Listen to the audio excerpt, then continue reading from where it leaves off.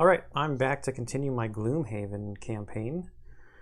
I am going to do the side scenario that I unlocked from I think it was from a treasure chest in scenario 2. I unlocked, this is scenario 66. So I'm going to take a small break from going through the story. I've only gone through 2 other scenarios, so this is episode 3 here for Gloomhaven. I bought some boots for the spell weaver, which you can't see because I'm in the way. I got some boots of striding, and looking at this map, it might really need it, because what we got to do is we need to get from where we are starting over here and just need to get a character onto this pressure plate here. But before we dive into this scenario, in between scenarios, I'm going to do the city event and the road event. And I think that's everything. So I'll just take this front city event. As you shop for supplies at the sinking market, your hand instinctively goes for the purse at your waist. It's gone. You quickly scan the crowd and see a small vermling darting away from you, heading directly toward a sewer grating. Option A, give chase. No one steals from you and gets away with it. Option B, take a clear shot at him with the bow before he disappears into the grating.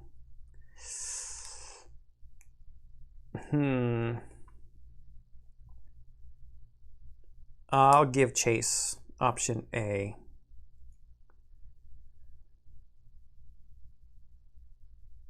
So I think if I had the Mind Thief, I could do the top part, I believe is what this means. There's a symbol there on the top of that card that looks like the Mind Thief symbol. And since I don't have the Mind Thief, I don't think I get that top part. But this bottom part says, otherwise, the vermling disappears into the sewers and you try to give chase. But after a few minutes, you are hopelessly lost and are forced to give up.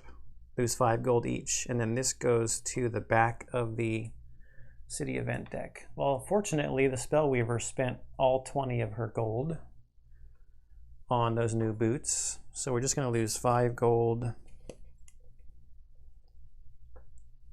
for Clegane, the Craighart. And he's down to 21. I'm saving up for the Eagle Eye goggles for him is what I want there. All right, so let's go then to the front road event. Not far outside of Gloomhaven, you look up to see a large bird flying overhead. Something is odd, though. Its movements are jerky, and there is smoke billowing out of it. Then you see it plunge into a sudden nosedive and crash to the ground off in the east. You rush to the scene and find a limping, suit-covered Quattrol kicking a giant winged contraption made of leather and metal. Curse this wretched thing, he yells in frustration. I thought I'd worked it out, and then I suddenly lost pressure in the piston chamber. He looks over at you. You there. Wonderful timing. Help me get this thing back into the air. There's no time to waste. Option A is do whatever the Quattrol says. Option B is demand an explanation before you help him in any way. I'll do what he says. It would be kind of interesting to see somebody build their own airplane sounding thing. So option A. You set the wings and bang out a few dents while the Quattrol repairs his pressure problem. In under an hour, the Quattrol declares the contraption airworthy and jumps in the cockpit. You stand clear and watch in awe as the thing begins flapping wildly, then sputters forward and lifts off the ground. Unfortunately, the flight is short-lived, and the second crash is not nearly as forgiving. You find the Quattrol dead on impact, and there's nothing more to do except harvest the machine for valuable parts. Gain 5 collective gold. So we just get the gold right back that we lost in the city event. And I will throw that one in the spot where I'm keeping the road events that are already done. All right. I think that's it for those. Get the battle goals here in a second. So scenario 66 is the Clockwork Cove. Requirements, none. Links to Gloomhaven. So does that mean if I do a Gloomhaven scenario after this one, then I wouldn't have to do another road event?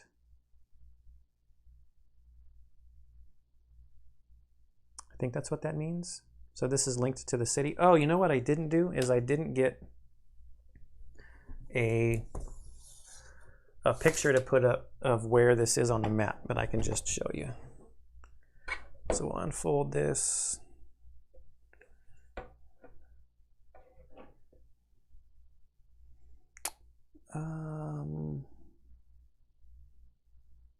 There it is. So 66. It's out here on the coast. Clockwork Cove. Way out there. Actually, I might be able to do... Ooh, that... some glare there. There we go. It's out there on the coast.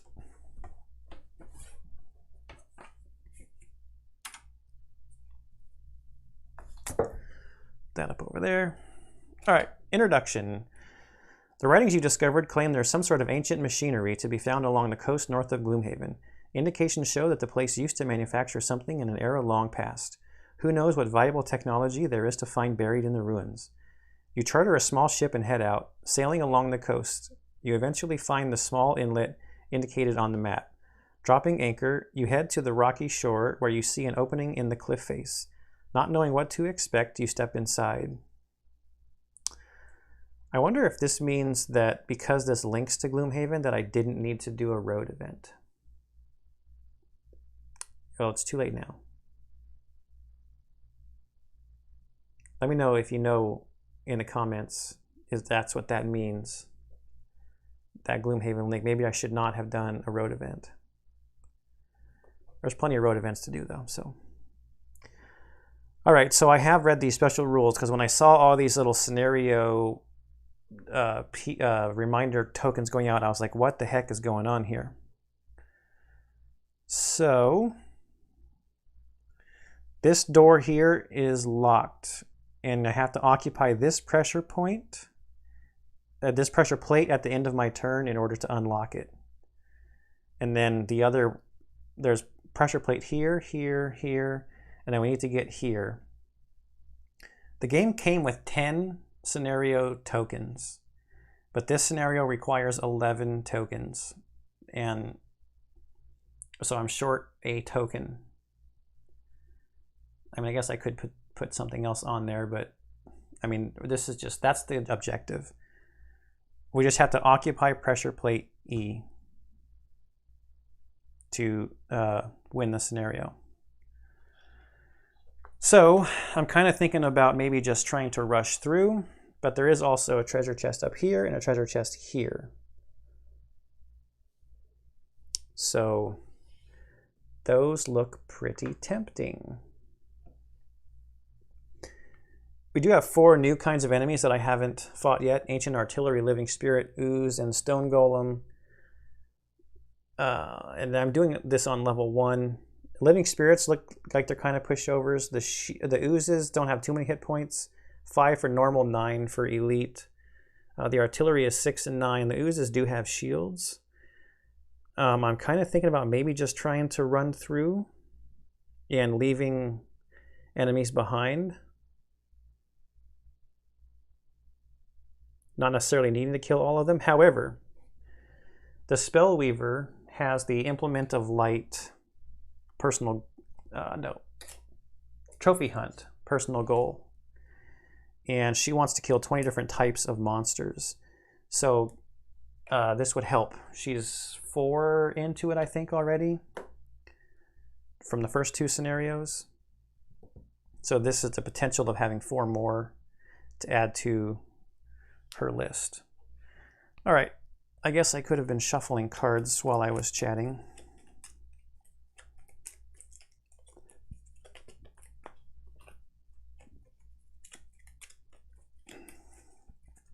Okay, not going to forget the battle goals this time like I did last time.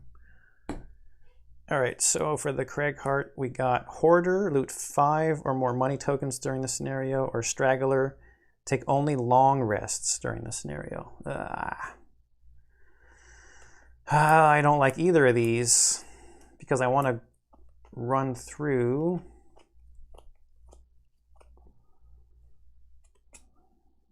Loot 5 or more money tokens. Do I have a loot card in here? I do have a loot card in here.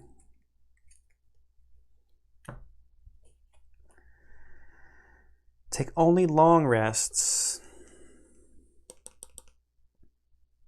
I mean, I guess I could try to work that out. I think that's going to be more achievable on a scenario where I might be trying to run away and have the enemies locked in to the rooms behind me. Is it any figure or when any character? When a character. So I step on the pressure plates and open them. Indigent, loot no money tokens or treasure overlay tiles during the scenario. 2 check marks. Be the first to kill a monster during this scenario.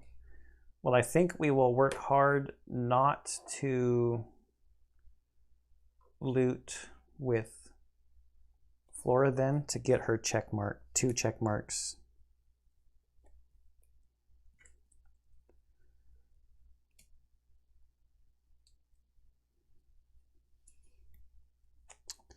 I mean, it's 2 check marks, right?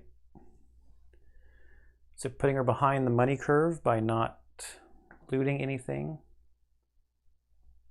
That does severely limit me on the treasure chests, though. I was thinking about having them split up and each going for 1. Yeah, I'm going to take the other one. I mean, I feel like this scenario might be kind of designed to get... I mean, I feel like there's going to be good stuff in those treasure chests because you have to, I did read it a little bit ahead, you have to, once you step on this pressure plate here, these are the only 2 doors that will unlock and stay unlocked. So someone needs to get in here and step on this pressure plate, which will unlock both of those doors, which I think means that you need to, and in order for someone to get over here, somebody has to be stepping on this pressure plate to open this door. So someone's going to be over here while someone comes through there. And then they both go like this. And one of them might be like a mimic type, who knows. But I think there might be some interesting stuff in there. All right. I think that's all the setup. Got our battle goals. I should turn them over. Take only long rests. So we've got water in this room, which is difficult terrain. Does he have the thing that the movement that ignores difficult terrain? No. At the same time I'm playing this, I'm also playing through another campaign of Jaws of the Lion with my family. And I'm playing, I did not play the Demolitionist when I played through it, so I wanted to play with the Demolitionist. And I was looking through my Demolitionist deck before we played a game, looking for a card. I was like, I know this card exists. And I was looking for probably like literally 5 minutes. And then I realized that, oh, that card I'm thinking of is a Crag Heart card. So what I'm thinking about right now might actually be a Demolitionist card.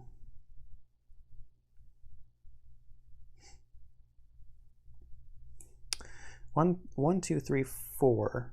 If I'm going to be long resting, I might as well use my boots as much as possible, right?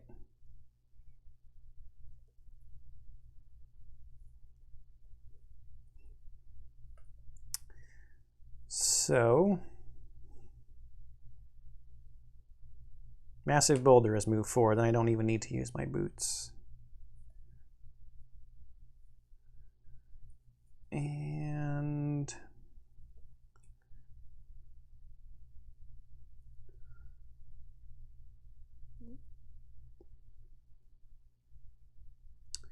let's see, attack 3, kind of slow. If I'm going that slow, the ooze might just move up.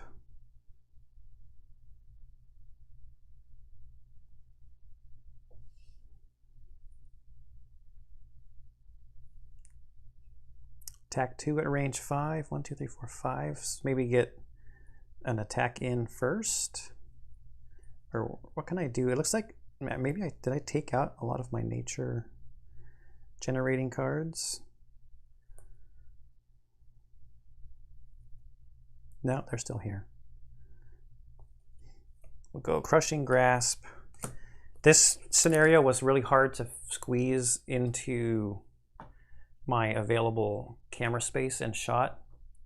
So there might be some stuff that's happening off to the sides here with the characters on this playthrough. Maybe she's the one that has. No, she has the move forward jump though. 1, 2, 3, 4.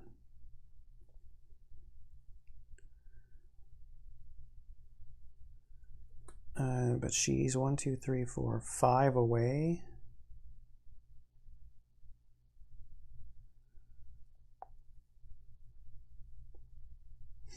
I guess I could just use a card for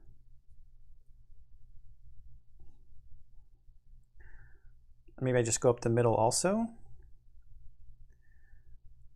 At 3.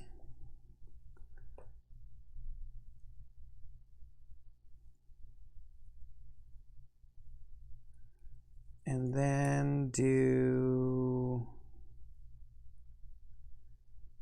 He's got shield 1 and 9 hit points.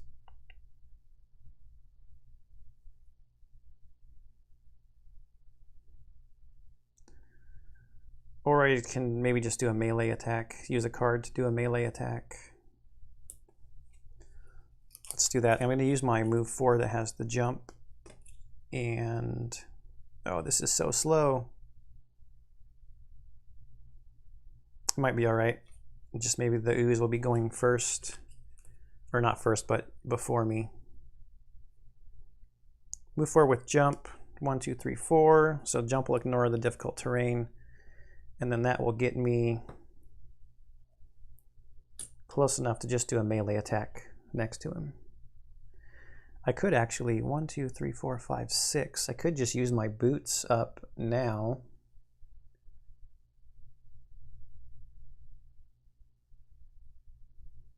One, 2, 3, 4, 5, 6. Since I'll have jump on this move, and get behind him. All right, so let's see what the ooze is going to do. I'm going at 35 and 80.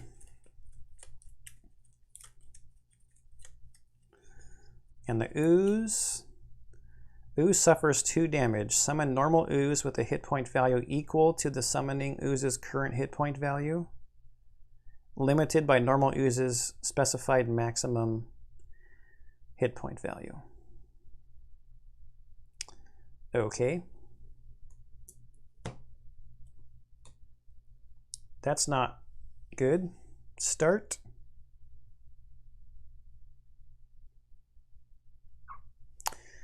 Yeah, I probably just want to leave these guys behind as fast as possible. That's at 94, so...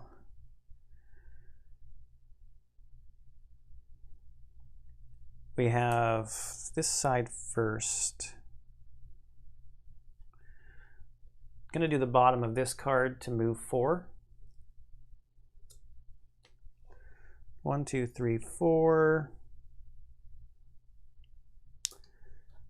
And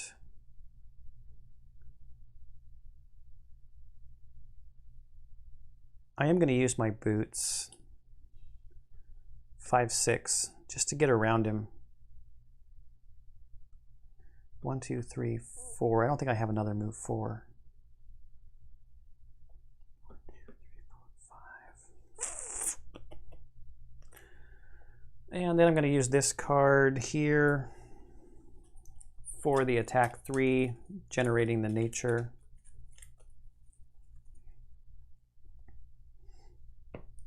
How's that? Where's that card? Okay, so attack 3 plus 0. He's got shield 1. So that's 2 damage. And he is standy 6. And he is immobilized. It's not really going to matter because he's not going to move anyway. So I'm not even going to put it out. because it would just go away. Now the Spellweaver's turn. Also going to use the boots. Using the bottom of this card to move 4 with jump, making it move 6 with jump.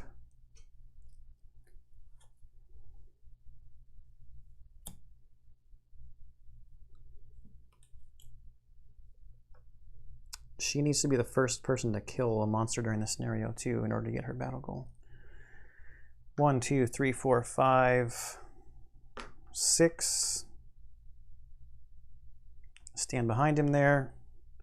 And then I'm going to use Ride the Wind, the top of it, for just a basic attack. Just to get an attack in, get some damage on him. Probably won't do much.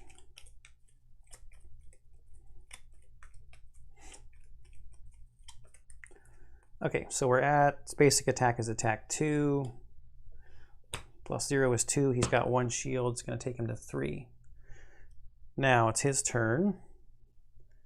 Suffers 2 damage from his card, so that takes him to 5. And then he's going to spawn a normal ooze.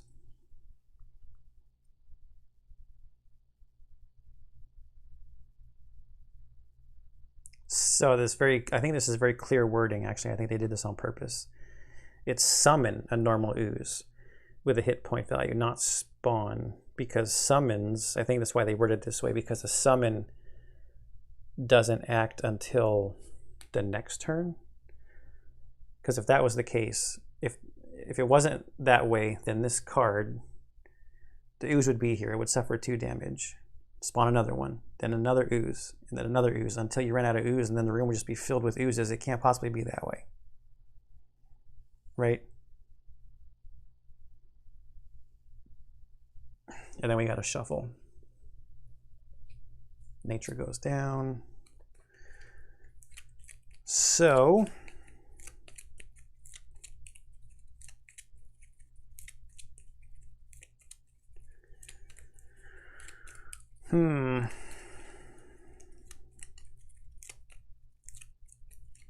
be nice if the Cragheart 1, 2, 3, 4 move 2, heal 2, move 3. All adjacent allies and enemies suffer 1 damage. Move 4 with jump.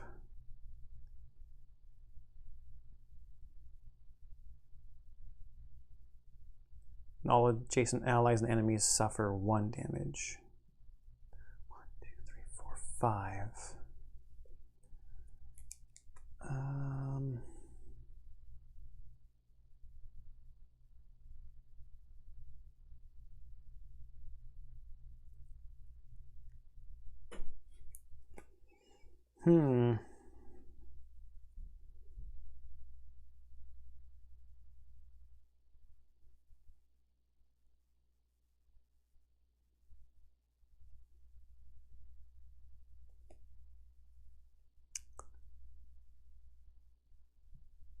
Unstable Upheaval, but that's a lost card.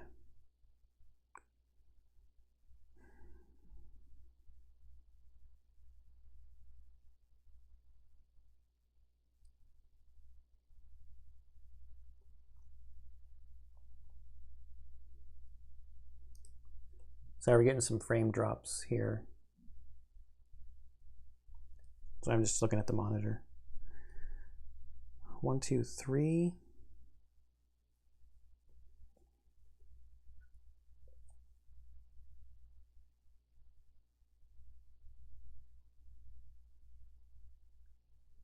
Attack 3.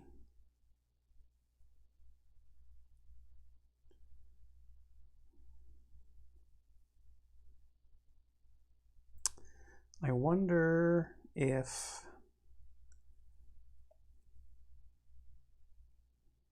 that's another move 3 for next turn. This is kind of slow.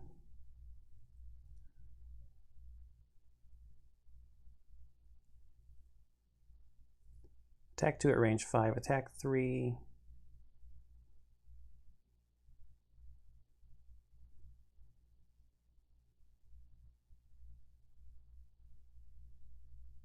I don't know if it's too early to lose Unstable Upheaval because it's a lost card.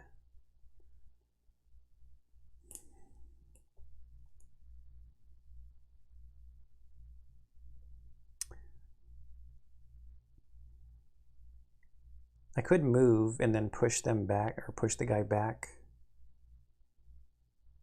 This is going pretty slow though, so I might take a hit.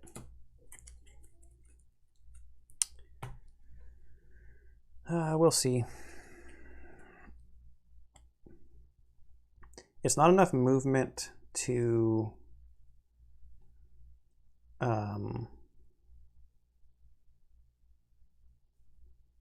make it into the next room. So I don't think I want to step on the pressure plate this turn.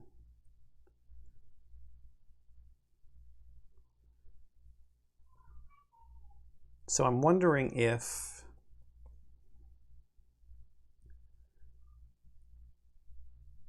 maybe I don't worry about the push and I let the Spellweaver use the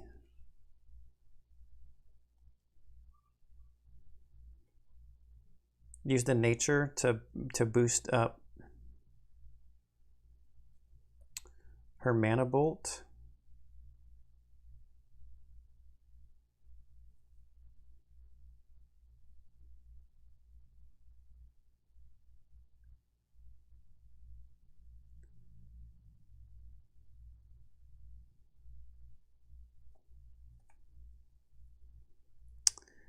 I don't know.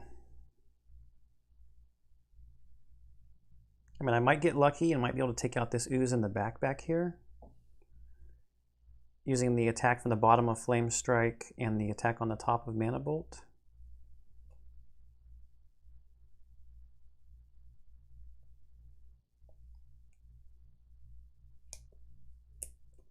See what the card they draw is.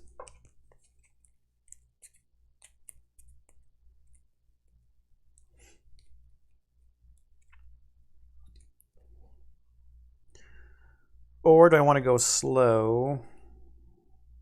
But my slow cards are like my big movement cards, and I kind of want to save those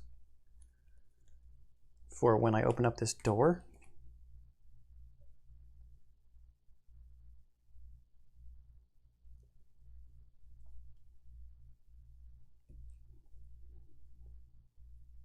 Yeah, that's fine. Okay, so the ooze, we were at 7 and 61, ooze 57, so they would move 1 and attack. They both have a base of 2, but they have ranged attack. They're ranged attackers, so they want to take a step back. They want to step away and do some attacking.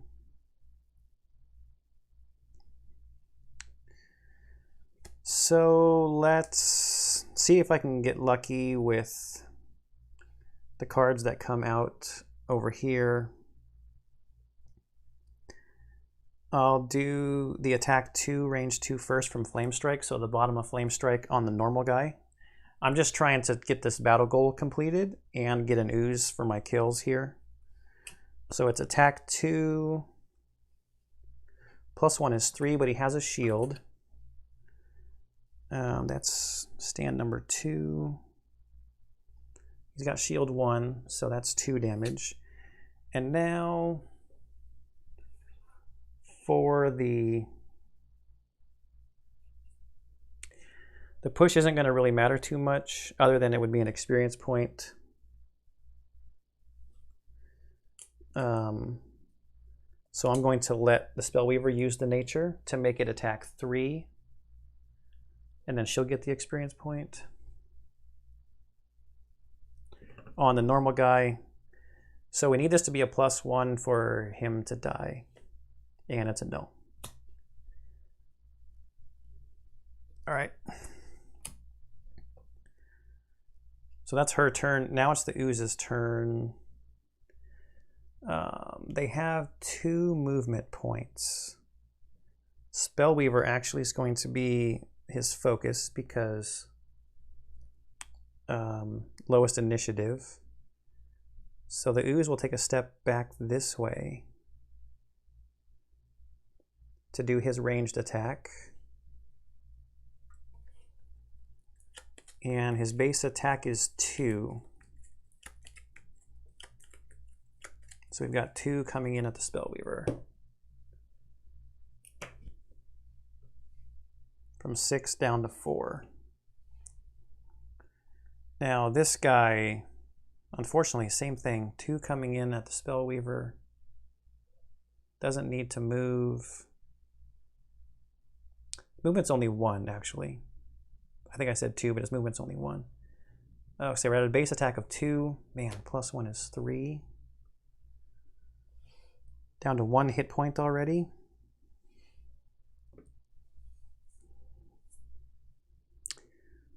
Possible mistakes were made.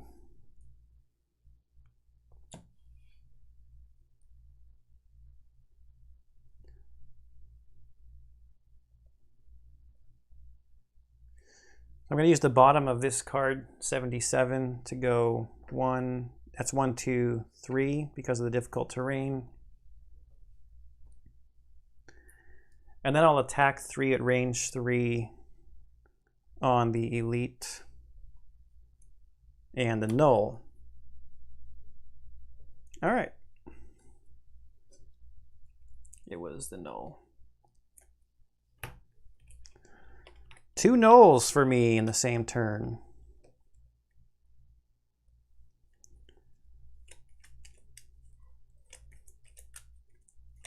So I think,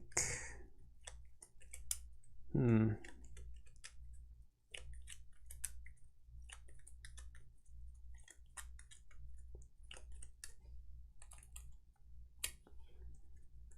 might Fire Orb.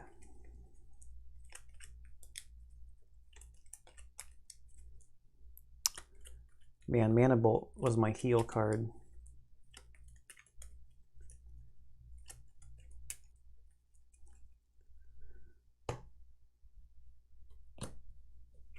This has gone poorly. Getting that spawn card, and I guess 2 nulls didn't help either, right?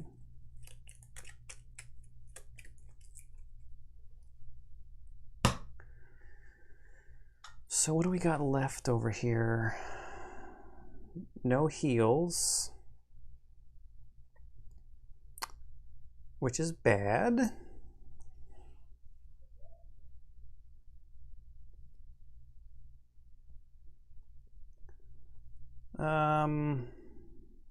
I guess I could Fire Orbs on both of them.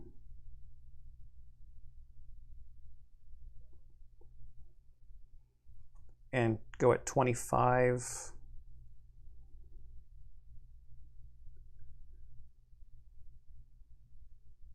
Or 26.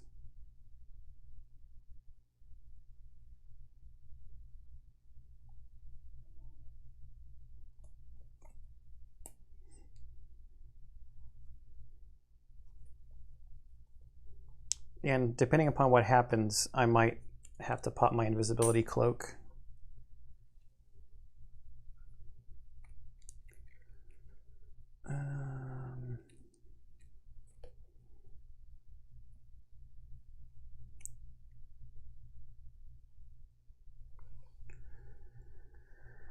So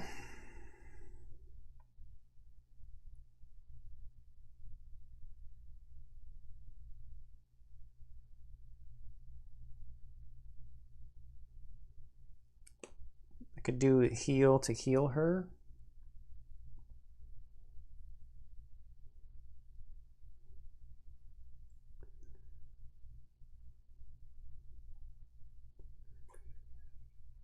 Do I do that, or do we just try to eliminate the guys in this room?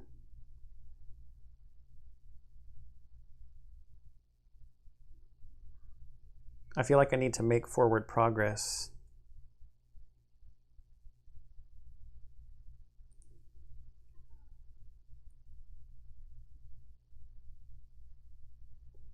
Having the possibility of them just continuously spawning more and more. No, if she's going to step back onto the pressure plate, he needs to move. He needs to get moving.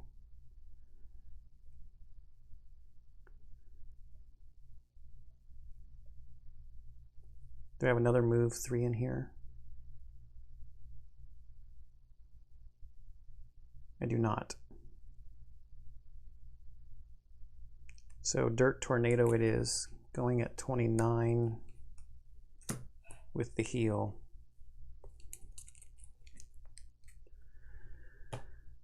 And then we'll see about maybe using some stamina potions. 26, 29, let's see what the oozes are gonna do. 66, move -1, looting and healing. Not gonna pop my invisibility cloak then. I don't need to because they're not gonna do anything.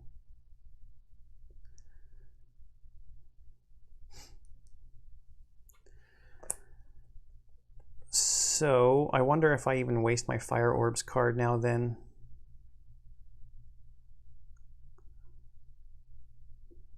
Although I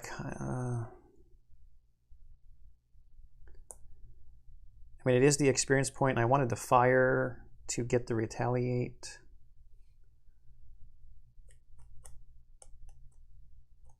And get the experience point. I mean, I might as well. I'll be recovering my lost cards at some point.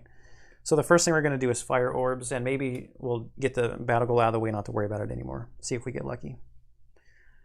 So who do we target first? We're at attack 3, range 3, target 3. Let's go elite first. We need a +1. Oh wait, we have to do 4 damage to him? He's not going to die. It's the normal guy that we need only 3. We need 3 damage on. All right, so but I said the elite guy first. So elite guy +0.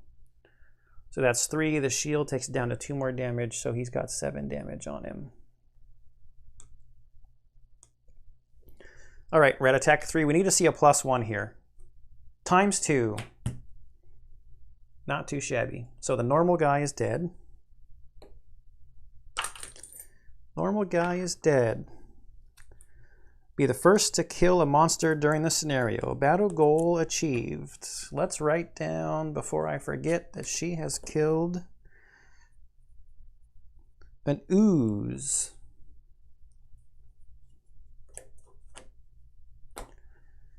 All right, that feels like some progress. I get 2 experience points because I targeted 2 different things. And fire at the end of her turn, but it's not the end of her turn. And I'm just going to do movement here to take a step back.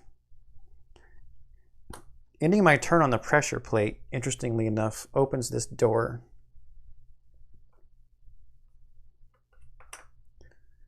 Which is going to reveal the room. So in here, we've got 1 normal living spirit.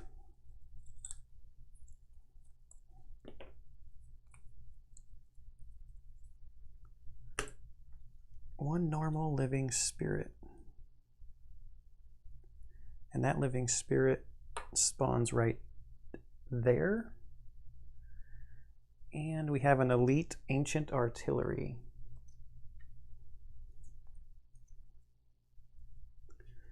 Right there.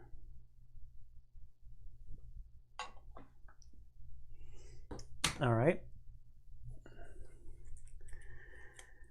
Now this living spirit only has 2 hit points, but it has shield 2. The ancient artillery has 9 hit points and nothing extra special about it. No movement value. It has a dash in the movement value.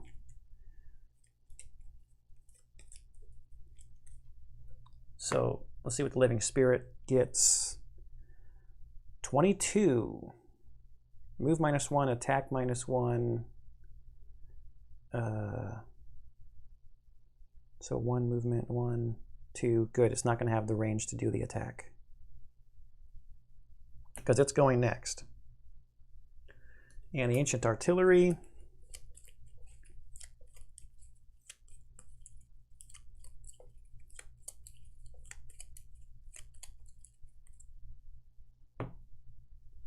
+71, attack +0. All adjacent enemies suffer 2 damage. so there will not be any enemies adjacent to it. Those are both shuffle cards as well. So he'll be going last. Okay, so Living Spirit's going next. 22, so he's going to have 1 movement because he has a normal Living Spirit. I will move him there. His range is 2. He's too far away. Too far away. Now, unfortunately, the Ancient Artillery is going to be able to attack, but he is not next. Clegane is next. So Clegane is going to do heal 4 on the Spellweaver. So from 1 to 5. And I'm going to create nature. And then I'm going to move 3 with the bottom of Dirt Tornado. So 1, 2, 3. Standing on that pressure plate, which is going to leave the door open when the Spellweaver moves off next turn.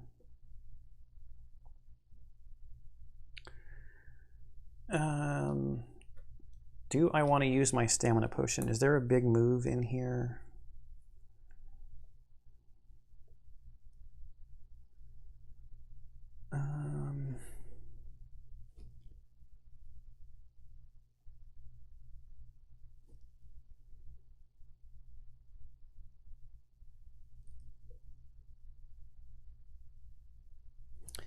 Just looking back at the setup, I have this set up wrong.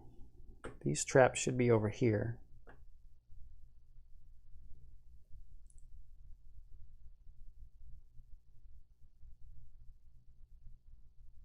Yeah. I had that set up wrong.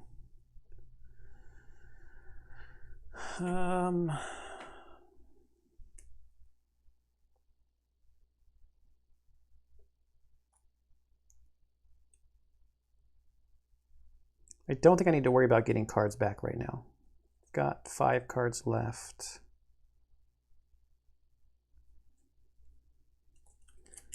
All right. So at the end of his turn, I'm not going to use his stamina potion.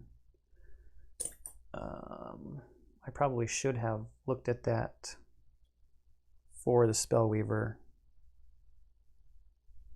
because I did actually have a plan. I put Fire Orbs in the wrong place. That should be a lost card.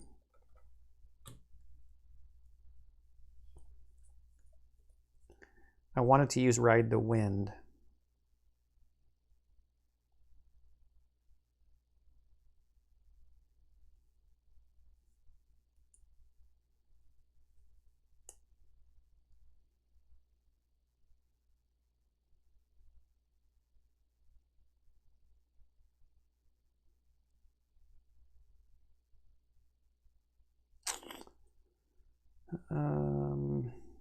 That might be a pipe dream.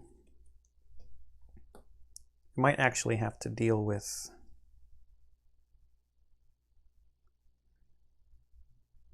no, she could go through and use her invisibility cloak.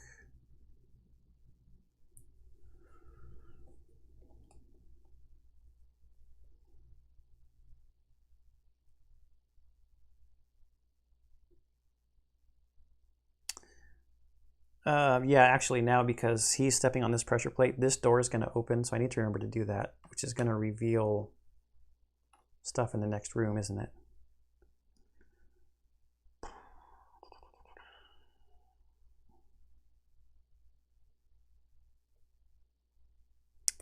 Yeah, I'm going to say that I used the stamina potion because I want to... I don't know if this is a very good tactic here, but I'm trying to bust through these first couple of rooms and slam these doors shut behind me so that they can't get through. So before his turn's actually over, he ends his turn on this pressure plate here, which pops that door open. So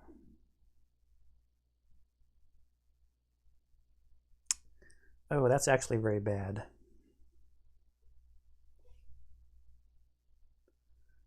One, two, three. It's very, very bad.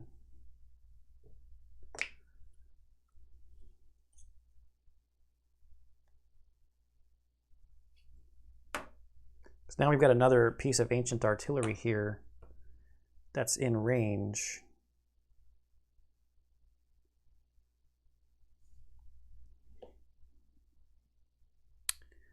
And we've got an ooze, a normal ooze, that's going to spawn by the door. There. And a living spirit. Take that one. That's going to spawn here. So now I think we go to back to the living spirit to take its turn.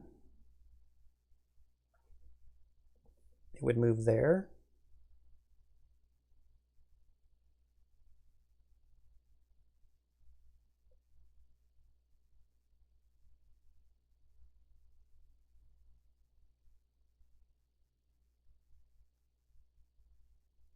Man, if I do what I was going to do, 1, 2, 3, 4, 5, 6, 7, I'm not even going to make it to the pressure plate.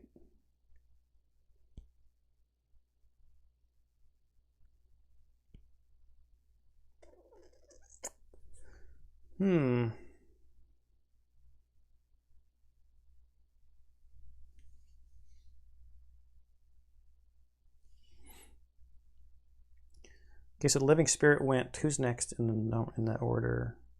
The oozes have move -1, looting, and healing. So this ooze is going to heal himself. 5. Then the ancient artillery. So the elite guy. Attack +0. Wow, it's attack base of 3 +0. So 7. From 10 down to 7. There are no adjacent enemies to the artillery. I think that means adjacent to the artillery. It's too bad the ooze wouldn't move, and I couldn't get the living spirit close enough.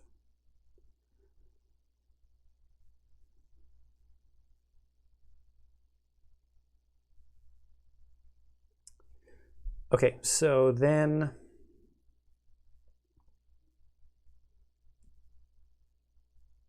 probably should have saved fire orbs for this room.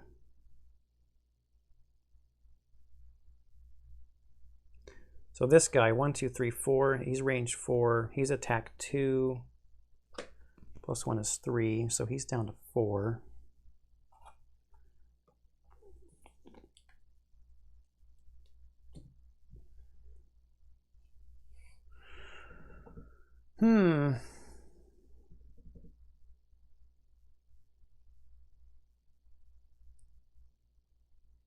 I think that's it. We've got a lot of shuffling to do. I'm just going to do it real quick. Put that there in the middle. Shuffle, shuffle, shuffle. Okay, done. Now here.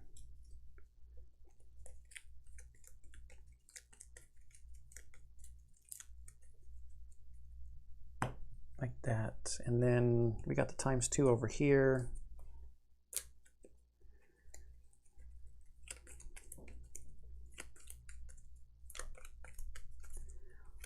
I don't know if getting the treasure chests is too greedy.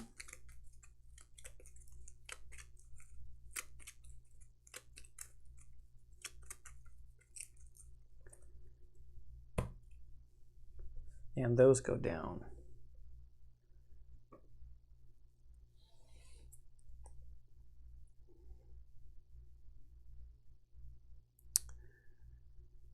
All right, so if I do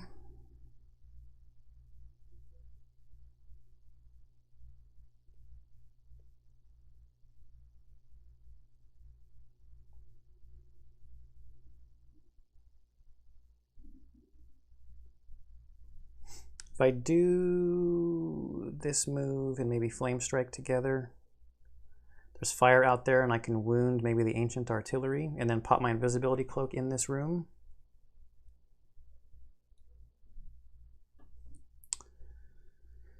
Oh man, it's too bad I don't have my Boots. 1, 2, 3, 4, 5, 6, 7, 8. I'm 1 away from getting to the pressure plate.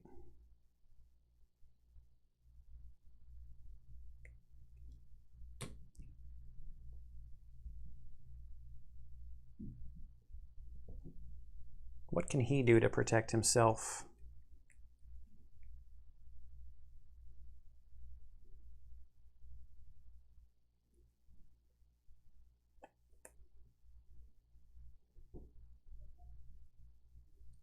He needs to go after the Spellweaver so he can hold the door open for her.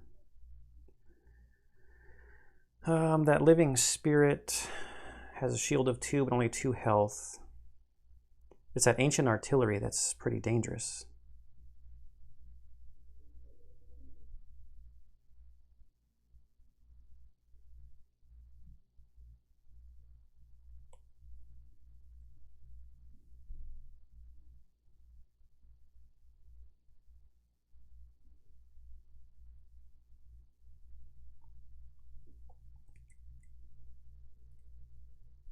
I really do not want to get shot by the 2 ancient artilleries again.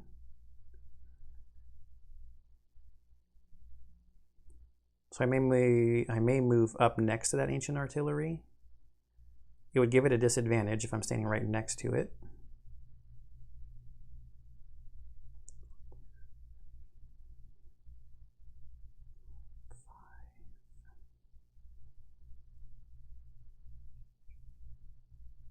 There is nature out on the battlefield as well.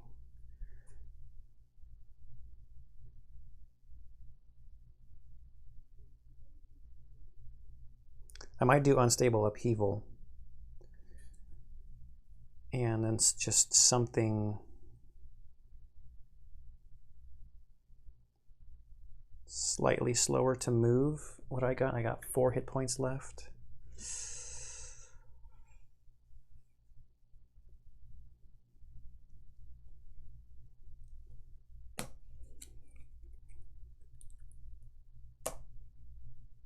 We'll see.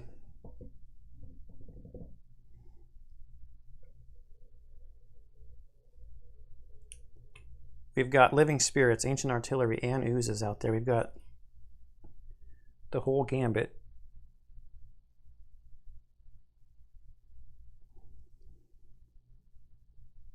All right, ancient artillery, 70, that's the same card, I think.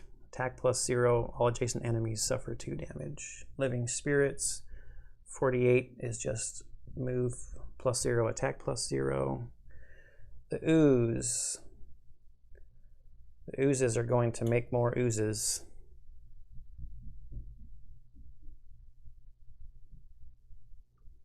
The oozes will make more oozes at 94. So we're all first.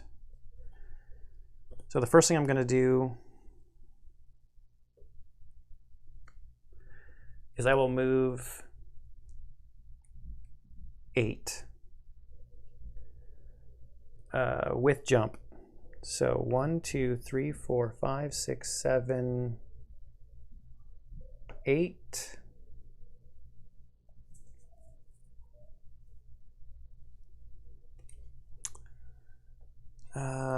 I'll create wind. That's a lost card. So now the question is,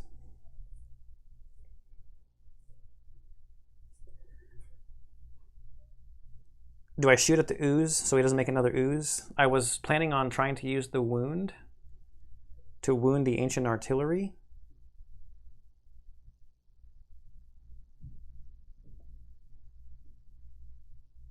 Because it has so many more hit points. However, the ooze is going to hurt itself for 2.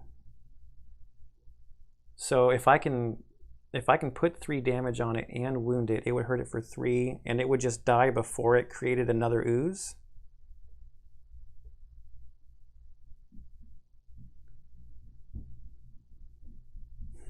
They both have the same attack power, the ancient artillery and the ooze. The ooze is also a ranged attacker. I'm going to go for the ooze and try to take it out, knowing what its card is, so it can't create... Hopefully it'll stop it from creating another ooze. So it's attack 3 at range 2 on the ooze. +1. So that's 4. Its shield takes it down to 3. That's standing number 2. And it would be wounded, so it's going to get all kinds of hurt when its turn starts.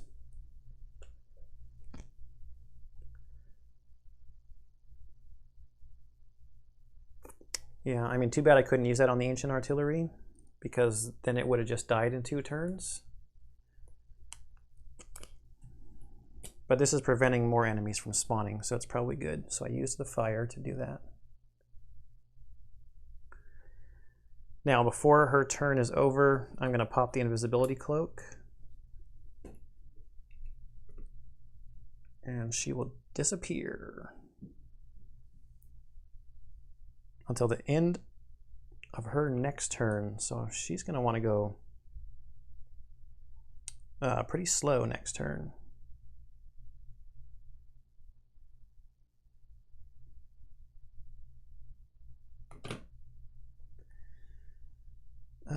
No experience points for any of that. Okay. Cragheart is next. I don't think healing is the right move here.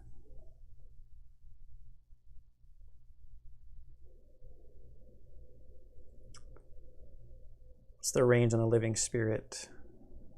It'll just get close enough to attack anyway. So I'm going to do the bottom of Earthen Clod here to do a basic movement, just to take a step off of the pressure plate, which is going to shut this door, is my understanding at least, because there's nobody on either of these 2 pressure plates. Then I'm going to use the nature. I didn't use a lost card earlier, right?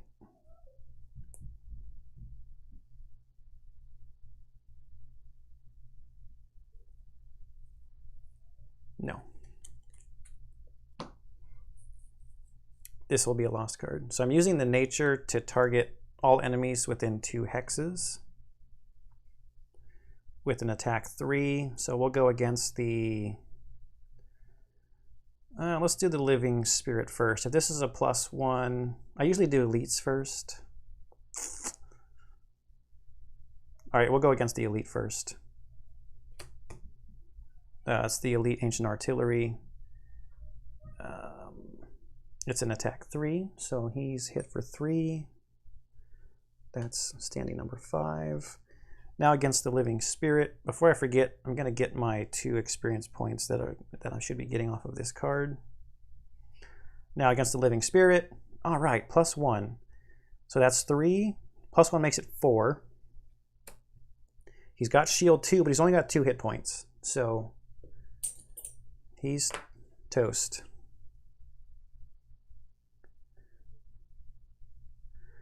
So now the Cragheart just needs to survive that blast from the guy right next to him, attacking at a disadvantage. He's only got 4 hit points left. It's unfortunate. Before his turn is over,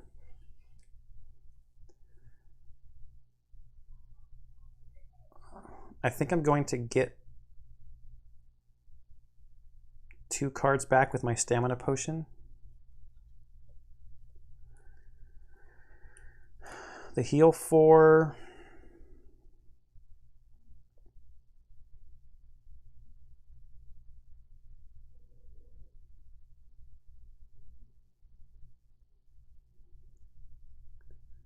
And then what? You know what I didn't do? Oh, the ooze hasn't gone yet, that's right.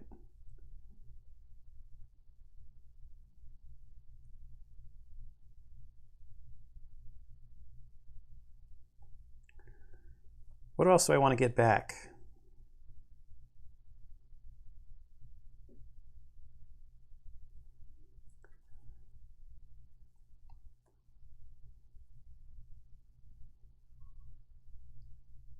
If I could move into there and push like the ancient artillery. Can I push somebody that doesn't have a movement value? I don't see like an immunity to push symbol on his card. What do I got over here in my hand still? It's an attack 3 with push 1.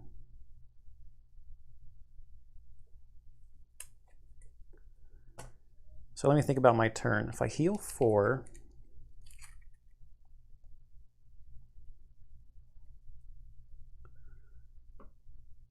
one, two, three, 4.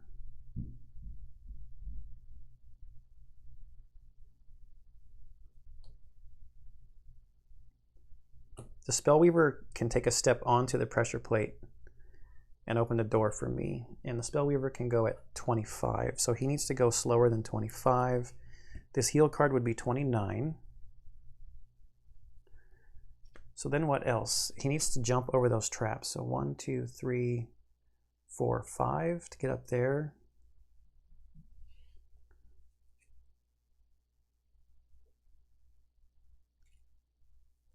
Then this would be next turn. He's like healing just to take another shot. But the Spellweaver would be the one getting shot. No, he would be closer. The Living Spirit would go after the Spellweaver.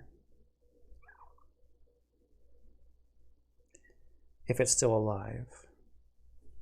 I know this is a lot of thinking, but I'm trying to maximize. Maybe this is too much min-maxing, right? Dirt Tornado is always cool because it attacks a lot of people and it muddles them. They're not in the pattern right now.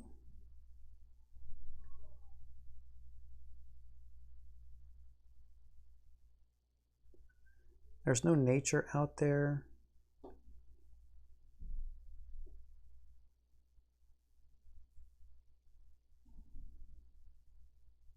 I think I want a long rest before, so Crushing Grasp would come back because I want this loot 1. Be great if I could move, if I had a top move card though. So what's the other card that I want back?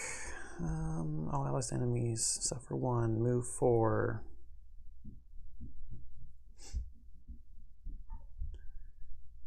Maybe I just get both the heal cards back, even though I'm not going to use them both on the next turn. Yeah, that's a lost card. Okay, so we have gone. Now we go to the Living Spirit. This door is closed, so there's no, the Living Spirit sees no target, so I don't think he does anything. Next in line is the Ancient Artillery. It's attack plus 0. He's an elite, so it's attack 3, but he's a ranged attacker standing right next to me. So he's going to draw 2 cards, and he gets the null. What do you know?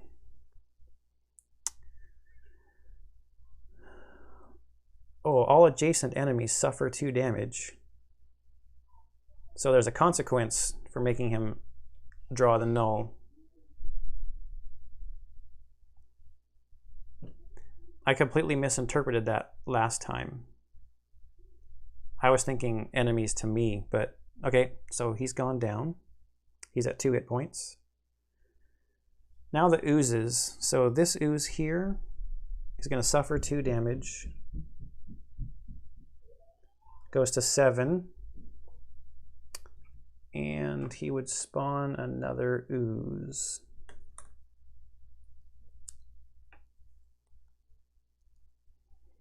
And we'll just put it behind him there. That ooze is just going to have its maximum. Or no, let's see. Summon a normal ooze with a hit point value equal to the summoning ooze's current hit point value. So this one only has 2 hit points. So let's mark him with 3 damage already.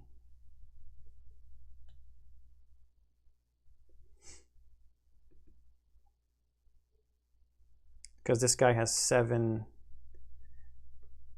damage on him, so he has 2 hit points remaining.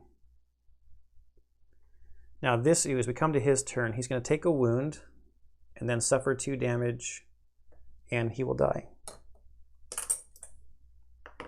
And not spawn another ooze.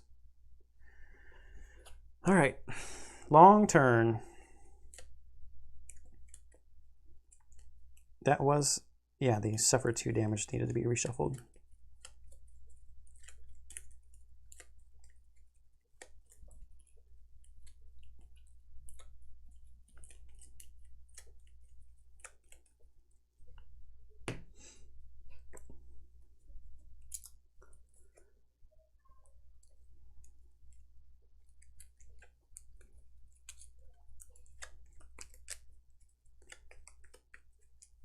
That ancient artillery, 6 hit points on it. 1, 2, 3, 4, 5. So that pressure plate over there is too far away for it to shoot at. This pressure plate over here is too far away.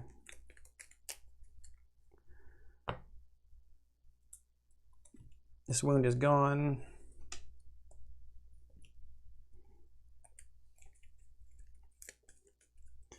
We're still gonna have to flip ooze cards because we've got oozes down here.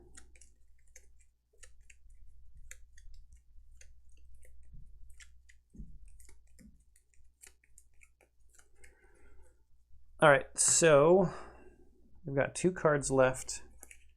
We're going at 25. We're just going to take a step back. Let's push this air down. Oh, there's air out there. Oh, man. Because I've got crackling air.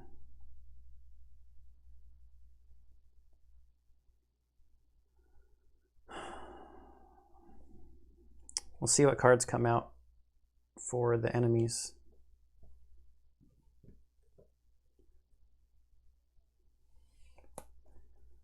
I need her to go quickly to get the door open so that he can run away from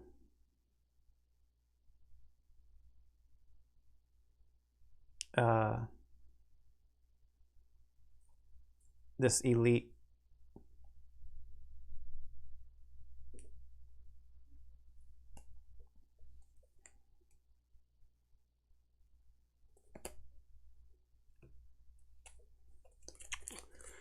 So he's going at 29, healing himself and doing a jump move to get back over here.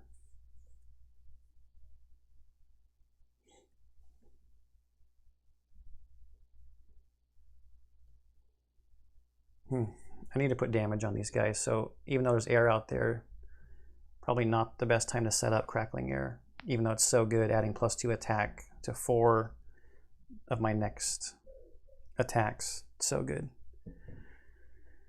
So the ancient artilleries are going to go at 37. Push 1, targeting all adjacent enemies. Attack 1, range -1.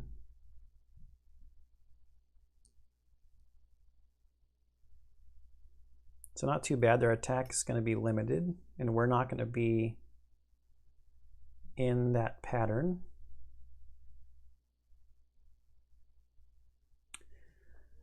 All right, so the living spirit, not really doing anything, just move +0, and then the oozes, so the same ooze thing. Now the oozes are just going to kill themselves. They're both going to take 2 damage, and that'll take them to their maximum hit points.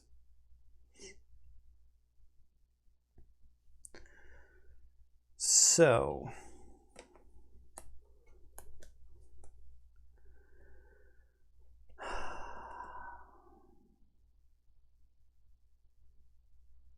this is so tempting.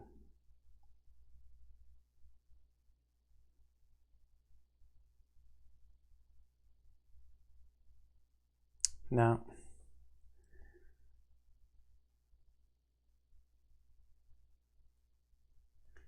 Yeah, so I'll just use crackling air for the move on the bottom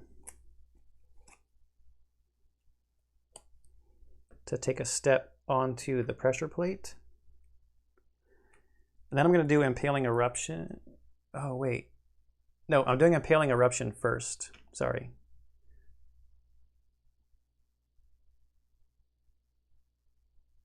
Oh, no, this isn't going to work the way I thought it would. From there, 1, 2, 3, 4. Okay, so I'll still move on to the pressure plate.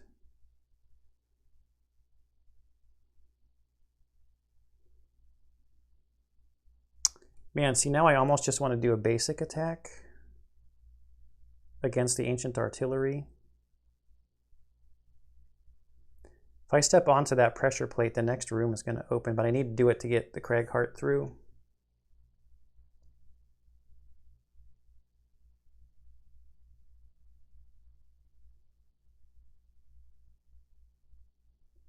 It's going to be at a disadvantage, but I'm going to do it anyway. So I'm just going to do this first before I do the move.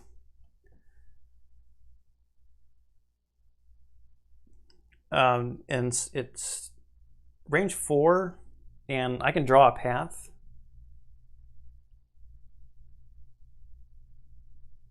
Actually, I don't think it's going to be at a disadvantage, would it?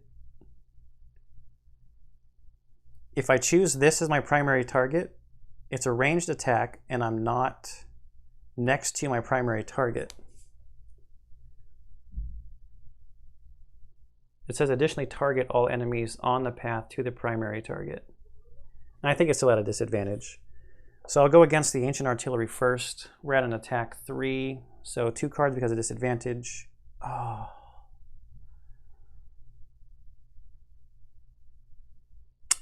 That's a bummer. So that's 4, because the worst of those is +1. Is that right? The worst? The worst? I think I said the worst. So he's got 2 hit points left. And now primary target Living Spirit will flip 1. Of course, his shields just absorb it. If that had been the other way around, it would have been a lot better. Yeah, it goes from 3 to 2, and he's got 2 shields. But I get 2 XP for going through 2 enemies. Generate nature, and I'm going to use this card to take a step back onto the pressure plate. Yeah, and that is a lost card. So, stepping on that pressure plate opens this door. Now in here, we've got very similar configuration. So we've got an ooze here by the door. Got another normal ancient artillery here by the traps. And another normal living spirit here.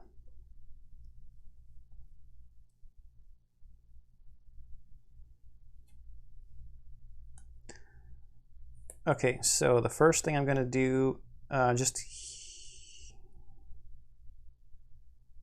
heal 4 on myself. So from 2 up to 6.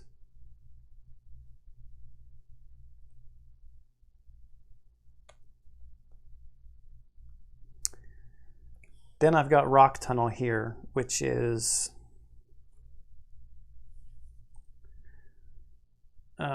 move 5 with jump.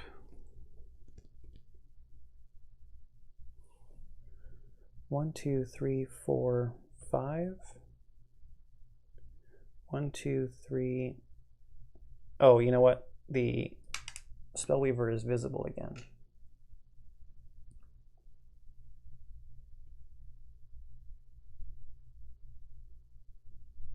I do not want the Ancient Artillery to take a shot at the Spellweaver. Well, she's got 5 and he's got 6.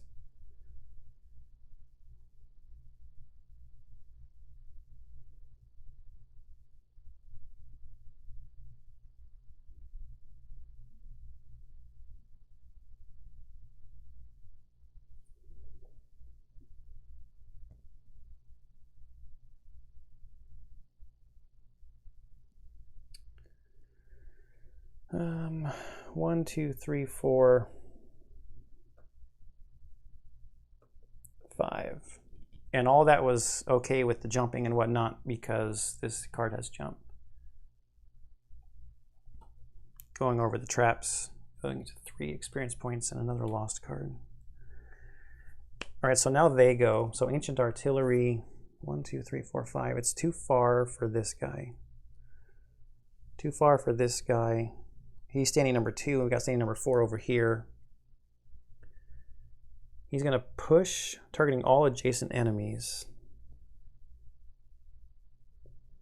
I'll have him push me on top of the coin, because why not? And attack -1, and that actually gets us out of the AoE configuration as well. All right, so that takes his attack value down to 1. +1 is 2. So I'm down to 4.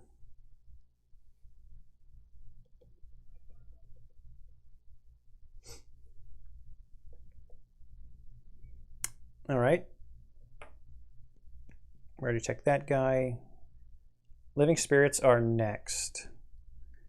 We've got standing number 2 here. He's already at the right range on the Spellweaver, so his base attack is 2. -1 is 1, so that takes it to 4.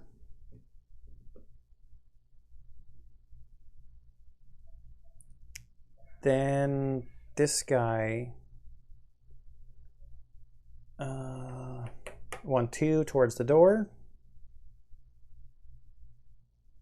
Now the oozes. So the elite guy is going to die, suffering the 2 damage. There's going to be so much money on this map. The normal guy that he spawned will die from the 2 damage. This standing number 2 will take 2 damage and spawn one next to him with already 2 damage on it because this guy has only 3 hit points.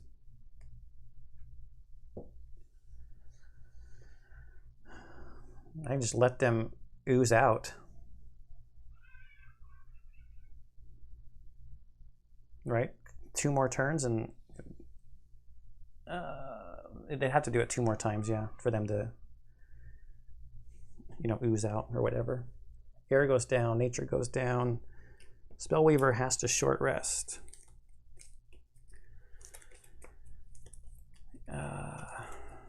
Ancient Artillery's only got 2 hit points left.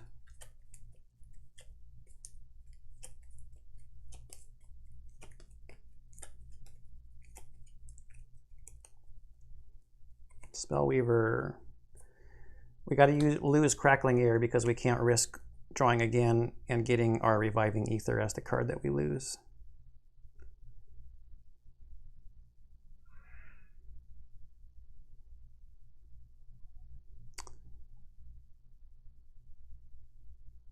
So does she Mana Bolt? She's too far away from the Cragheart to Mana Bolt him. I do think I want to get off of the... Let me look at his cards first. Maybe he takes a step forward.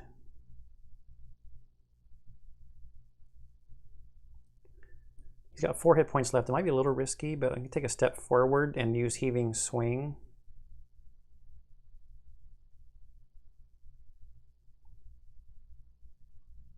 It does push 1 because if I totally whiff on the attack, I could push the Ancient Artillery onto the trap.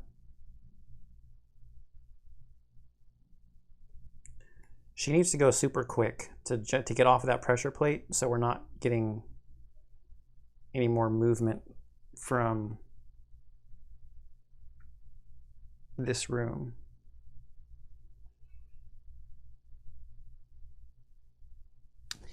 You know what I did?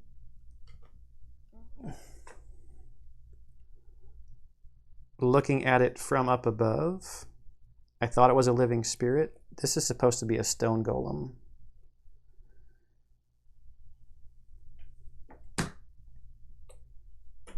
So I've already done too much with this guy, with the attacking and stuff.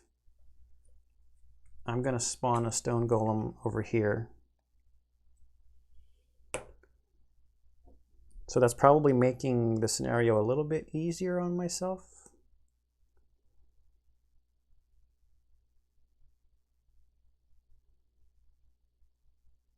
But, so just that caveat, this should have been a Stone Golem. So sorry about that. I don't think it's going to change too much. Famous last words.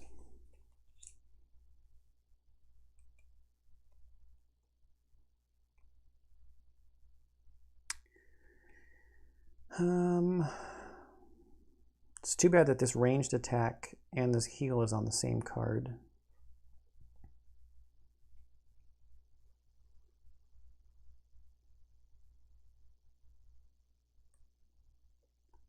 He's going to need the long rest next turn.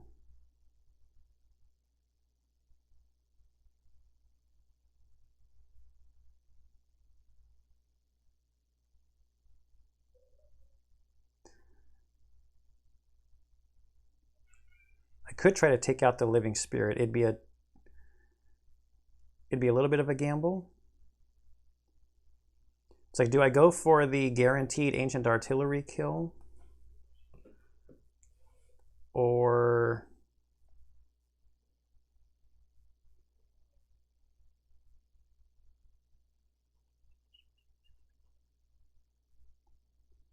I think I'll leave the ancient artillery to the Spellweaver.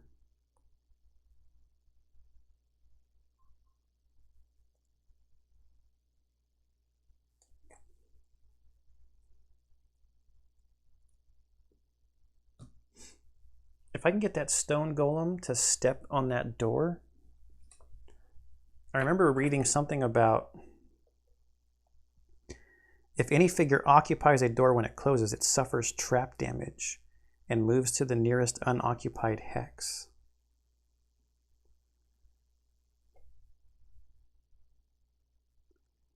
Maybe I'll take a gamble and stay on the pressure plate, because the Stone Golem only gets one movement. If he draws a normal movement card. So what am I thinking about doing here? I'm thinking about adding +1 to my ranged attack, doing an attack 3 and hoping I get a +1 at range 5 on the living spirit. It's a little bit of a gamble. 4 hit points and 4 hit points.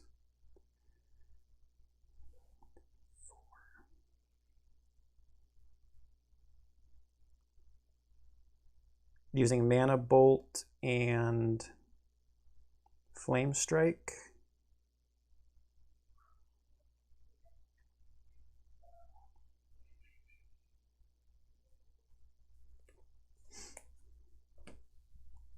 Wrong way. Oh, I pulled the ×2, so I need to shuffle this. I don't know. It's interesting.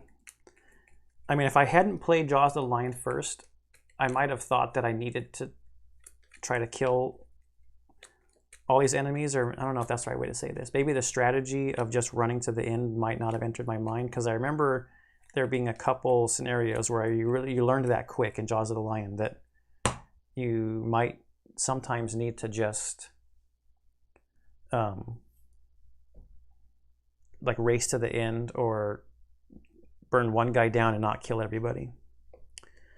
So we're at 7 and 38. The Ancient Artillery, 71. Attack +0, all adjacent enemies suffer 2 damage.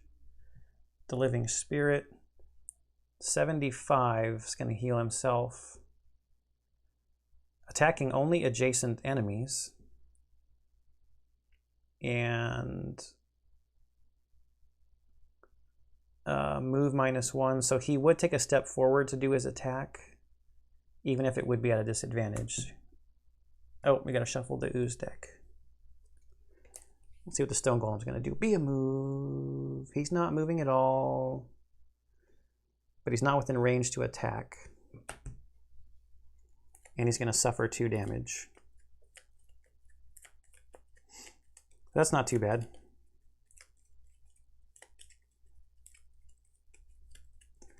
All right, the oozes. Push and poison. Target all adjacent enemies and attack. There's nobody even close to them for them to do anything against. So they're not moving. All right, so we're first over here. So let's do this flame strike. Oh, we're too far away for the heal.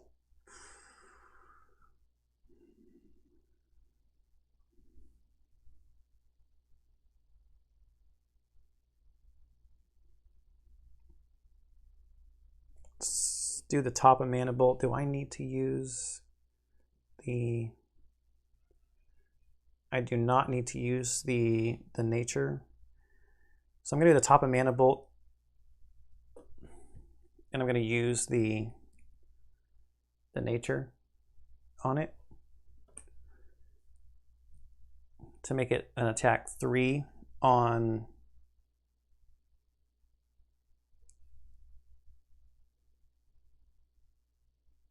Yeah, we'll go on the Living Spirit. So it's attack 3.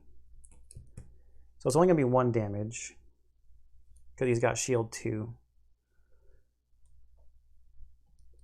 I hope that wasn't a mistake. His target was supposed to be the Ancient Artillery. Or I mean her target. But now we'll do the attack 2 at range 2 on the Ancient Artillery. The Ancient Artillery does not have any shields.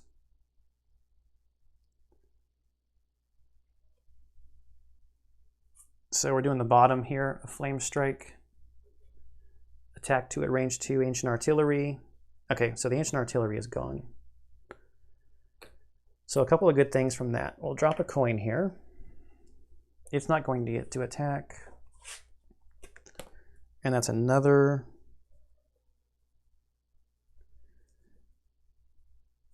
kind of enemy for her personal life goal.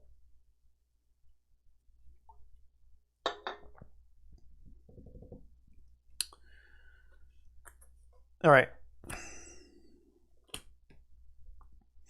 Now we'll go over here. Using the bottom of Heaving Swing. All +1 attack to all ranged attacks.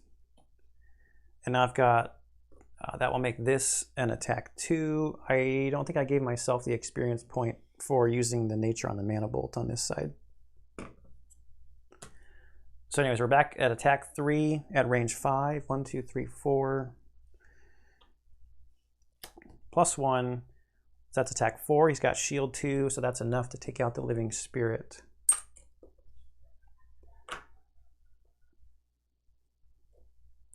Which again, unfortunately, should have been a Stone Golem.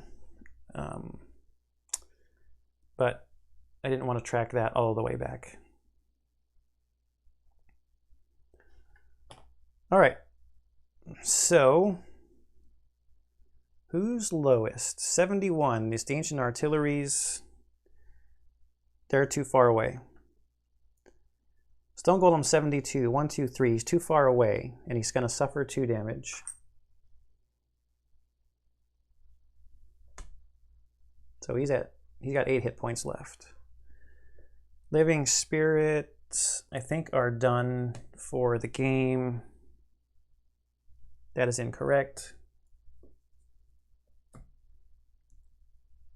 They will spawn, there will be some potentially in these other rooms when these other doors open. All right, that's fun, he says sarcastically. Not really. I really enjoy this game. And then the oozes. No one's in range for the pushing and the poisoning and the attacking and the targeting and all that. So that's everything.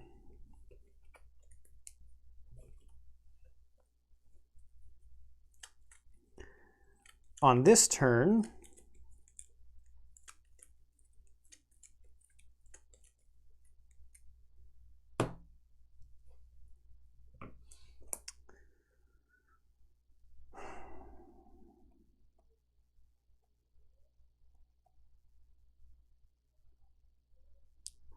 The Craighart needs to long rest.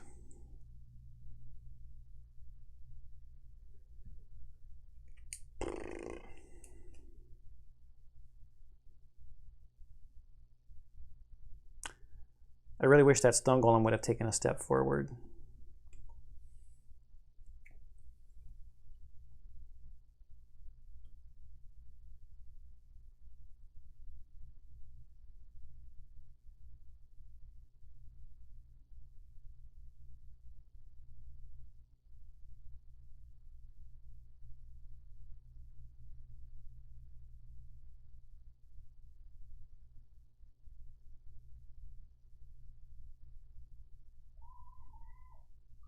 I think the treasure chest might just be too much of a dream, or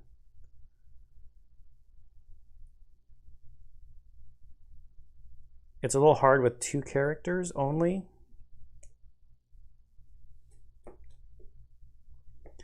Because right now the problem is whoever I send into this room to stand on this pressure plate in order to leave this door open so that this person can come in, there's just so many enemies.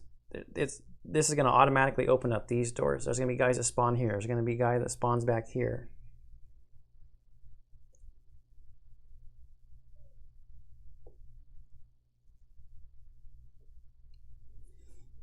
So I think the Spellweaver is just going to basic move and go pick up some coins. Maybe pick up that coin. Might just have to forget the treasure chest and set up to press through.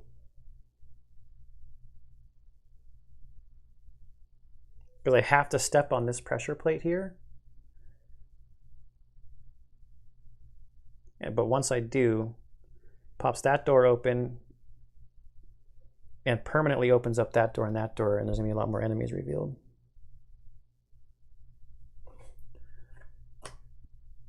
But we have to long rest on this side, so we're long resting over there.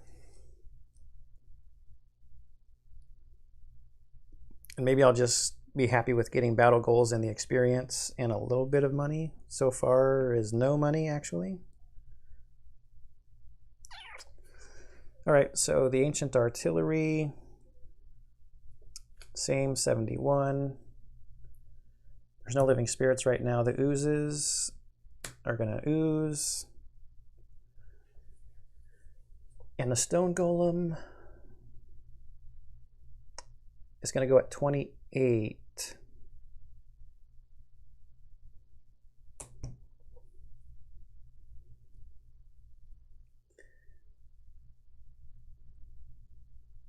He's going to come in the room.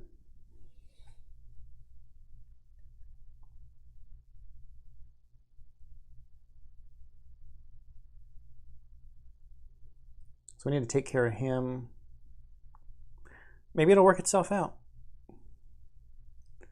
So anyway, she's first at 26. I'm just going to go 1, 2, stop there, get a little bit of money, and then this is just nothing. And then she will have to short rest next turn.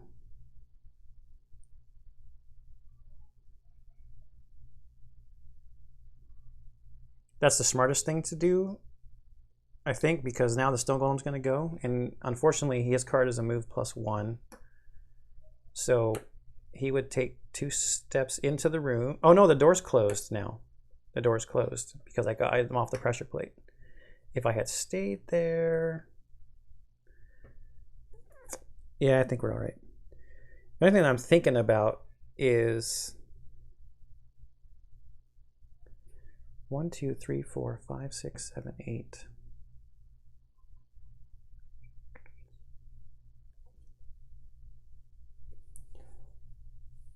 Let's see if I'm here. 1, 2, 3, 4, 5, 6, 7, 8.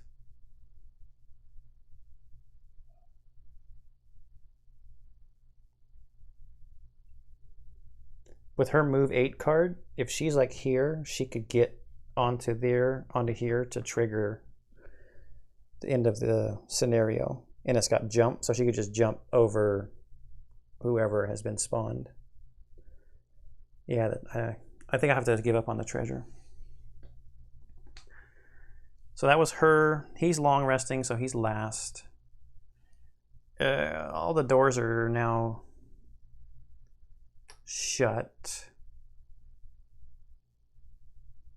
So Ancient Artillery is too far away. There are no living spirits out on the board. Oh, the Stone Golem was his turn, right? He is going to suffer 1 damage, so that's 3. But there's no one for him to attack. Now the oozes are going to take 2 damage. So standing number 2 is here. He's going from 2 to 4. And this guy goes from 2 to 4. They both only have 1 hit point left. So they're going to spawn 2 more normal oozes.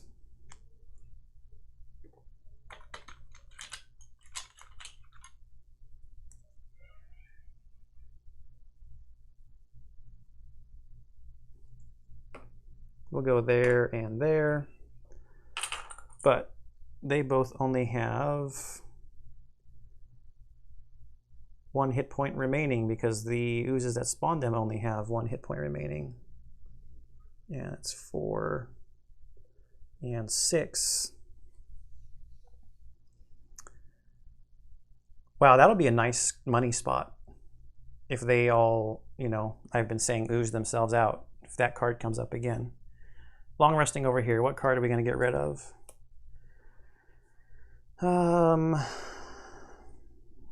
Probably neither of these heals. Dirt Tornado's got to move 3 on it. Crater's got to move 4 on it. Back of Ammunition has a move 3. That has a loot 1. That has a move 4. Heaving Swing. Even though that has the push on it. And he's going to get his boots back and 2 hit points.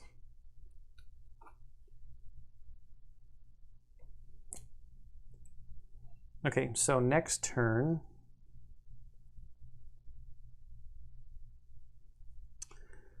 let's go over here next to the door and just get ready to go through.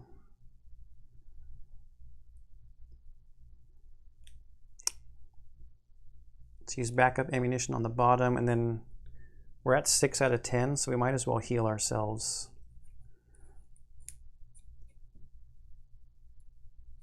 And the Spellweaver will be... I will long rest with the Spellweaver next turn, because I don't want her to open the door this turn anyway.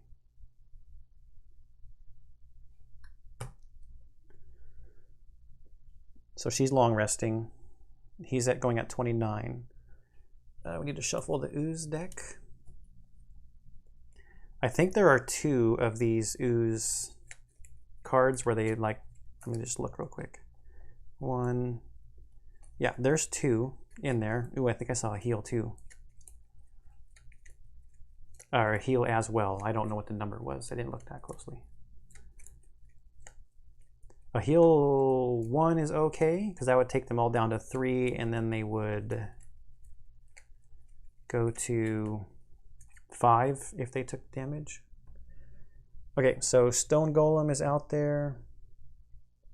Retaliate 3 at range 3, going on 11, so he's not going to do anything. The Artillery needs to shuffle. It's not really going to impact anything other than just cycling through their deck.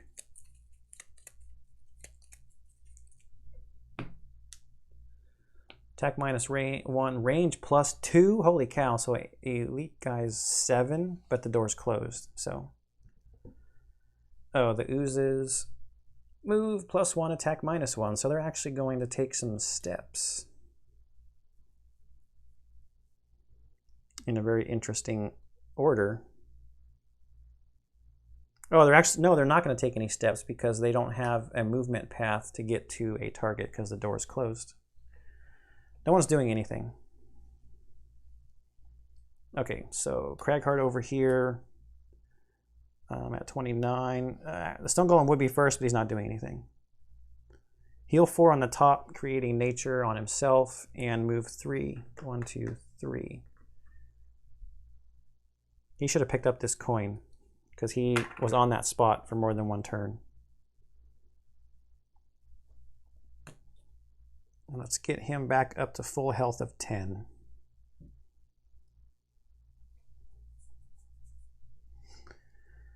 That's his turn. We've already established that none of the enemies are doing anything because they can't see anybody. We don't have any oozing and no healing or anything like that for anybody that's alive.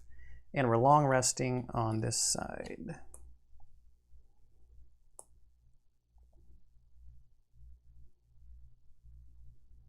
What card do I get rid of? Reviving Ether? No, just kidding. Hardened Spikes. Hardened Spikes.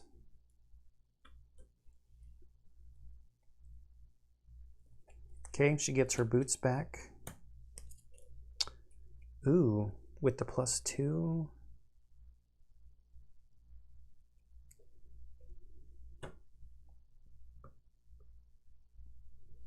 Could end it fairly quickly. She's going to get 2 hit points back up to her maximum of 6 because she long rested. Next turn. For her 3 cards,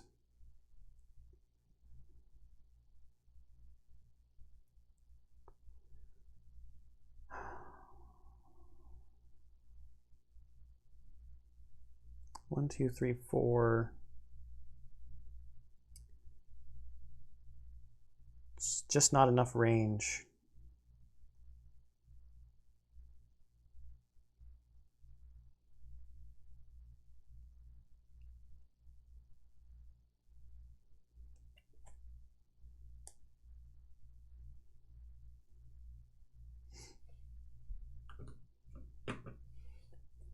So we'll go at 7 for her.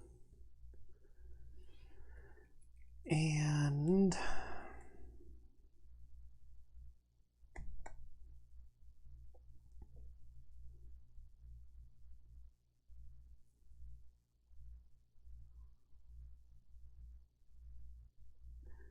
I mean, do I run in there and Dirt Tornado?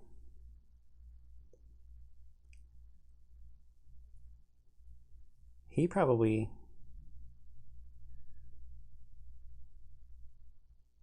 needs some shielding.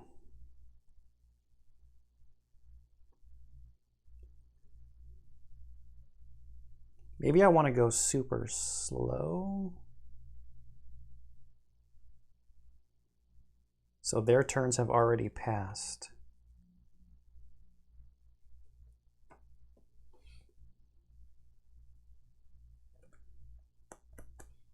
Yes.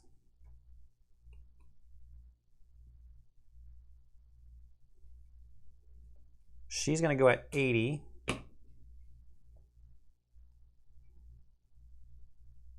He's going to go at 82.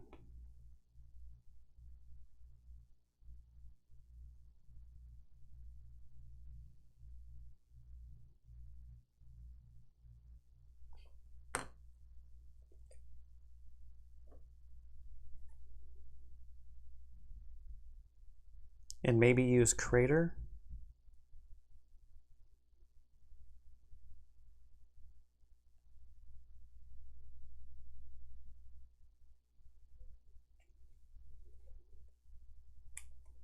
This is going to be pretty interesting.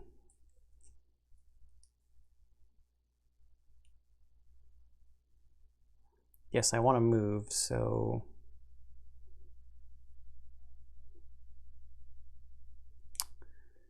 although Massive Boulder, attack 3, range 3, all adjacent enemies suffer 1 damage if those oozes are all still alive.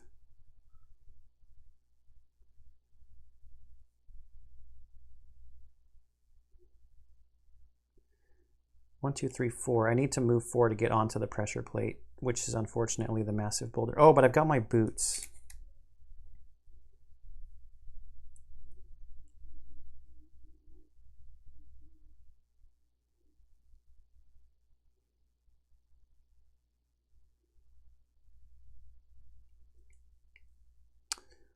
all adjacent. Too bad that's not a card that everybody that I jumped through. 4. I could use opposing strike and my boots. 1, 2, 3, 4 to get onto that pressure plate.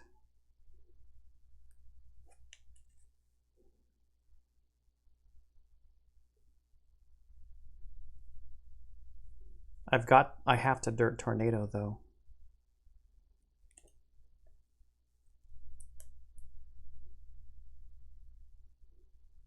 No, I could massive boulder and go at 87.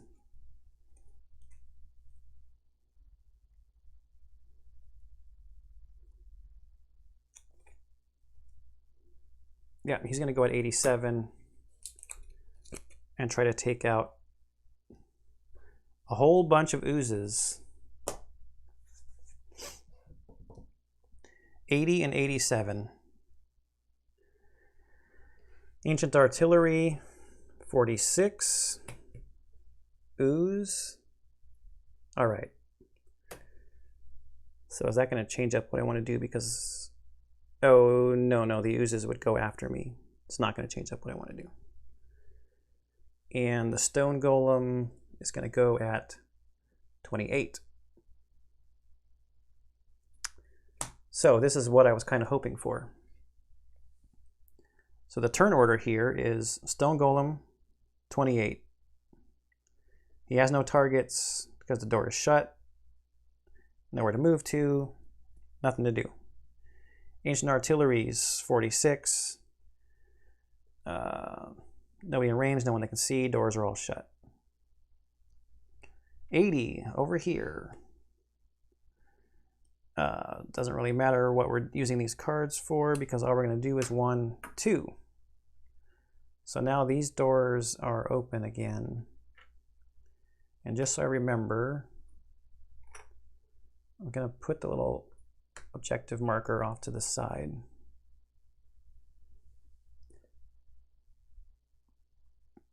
And she's going to have to short rest next turn to get her Reviving Ether card back. Okay, so that was 80. Now we go to 87 on this side. So I'm going to use the bottom of Opposing Strike for the basic movement and use my boots to get move of 4. 1, 2, 3, 4. So I step on that pressure plate, but at the end of my turn is when the doors are going to pop open. Now I've got Massive Boulder as attack 3 at range 3. I'm going to target this slime here at standing number 2 with the attack 3. -1 is 2. That's enough to kill him. But then all allies and enemies adjacent to the target suffer 1 damage, and they were all at 4, so they're all gone. They were there, there, and there.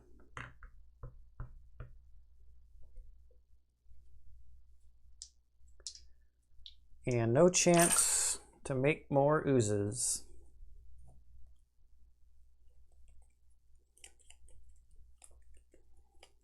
And that's going to create nature again.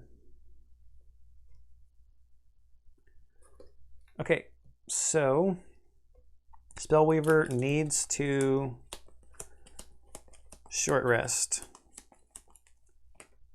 Odd, even, even. Okay, so I can't lose this card, so I got to take a damage to make this card the card that I lose. So down to 5. And we're going to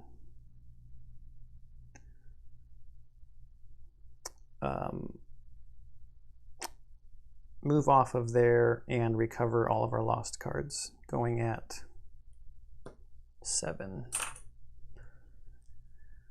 All right, over here, we have to stay on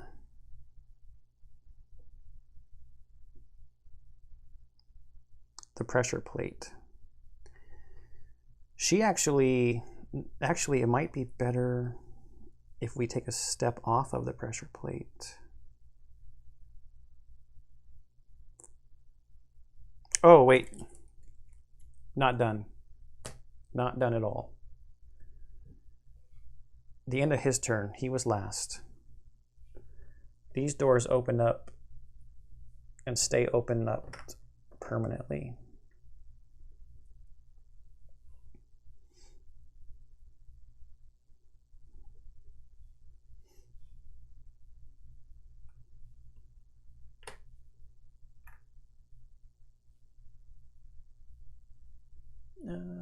Just throw that over there. This door also opens up because he's on this pressure plate. All right, so what is that going to spawn? It's going to spawn a normal living spirit there. So we are actually going to have to flip some cards for these guys and give them some turns. It's going to spawn a normal living spirit there. And it'll spawn, okay, a normal living spirit here. And an elite ancient artillery here.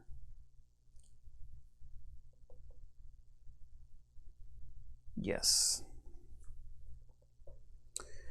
Ancient artillery, 1, 2, 3, 4, 5, does not have extra range, so because he just spawned, gets to act, not going to do anything. The living spirits move -1, so they're going to move 1. And everybody's out of range. And that's everybody new that spawned. And their deck needs to get shuffled.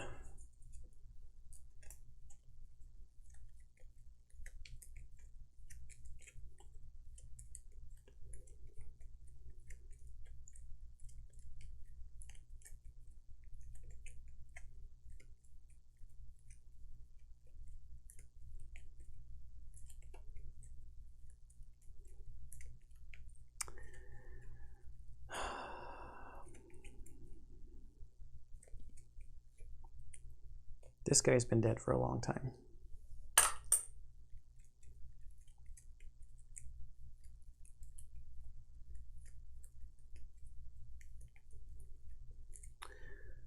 The greedy part of me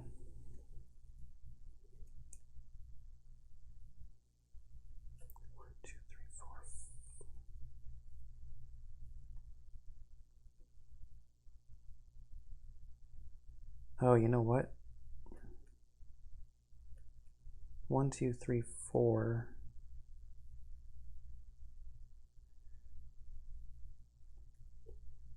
I can easily loot this treasure chest.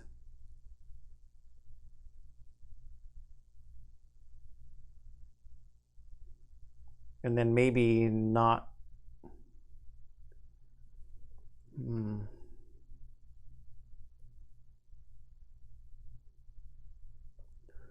2, 3, 4. Oh, I've got to recover my lost cards, though.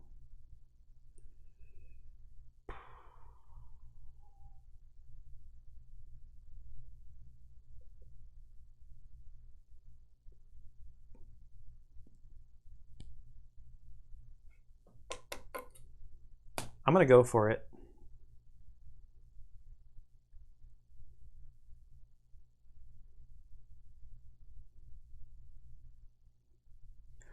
I can move 4 into here using this crater card.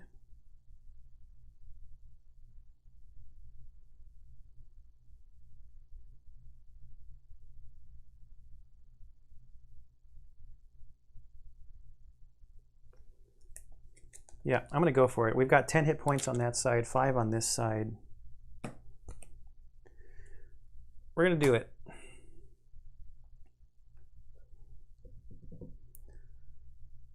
He's going to step off the pressure plate, but she's going to go up for that one. So she's going at 7 and 38. The Ancient Artilleries going at 71. I don't think they're going to be able to see him. The Living Spirits, 33.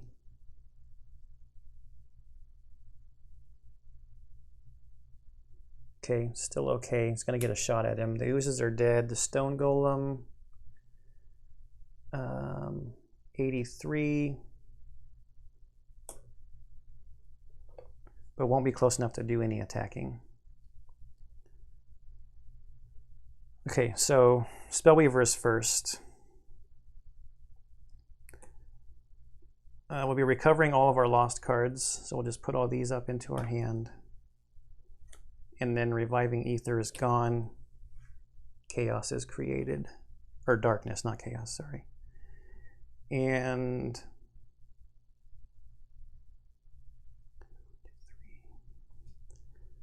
I will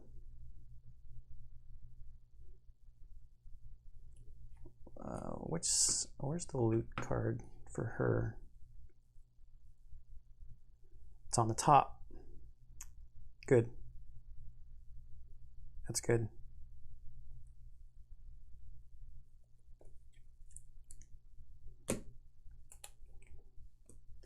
Okay, we'll stop there.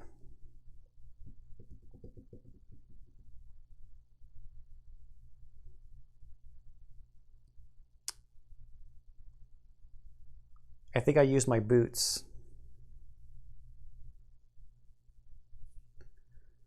Do I use my boots? No, I need to wait. I need to wait. I think we're good. Who's next? 33, the Living Spirits go before he goes.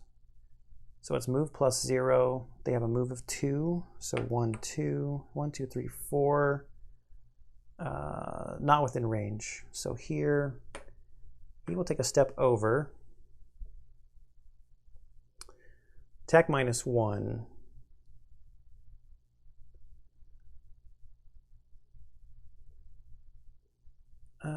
Yeah, attack -1.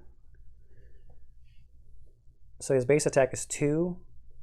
Plus 0 is going to be 2 damage to the Spellweaver. So from 5 down to 3.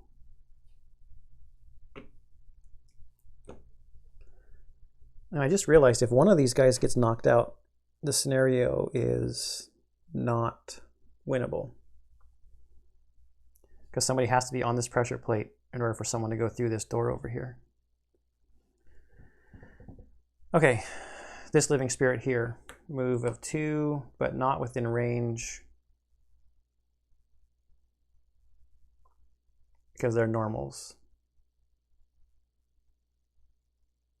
So that's all the Living Spirits. So now it is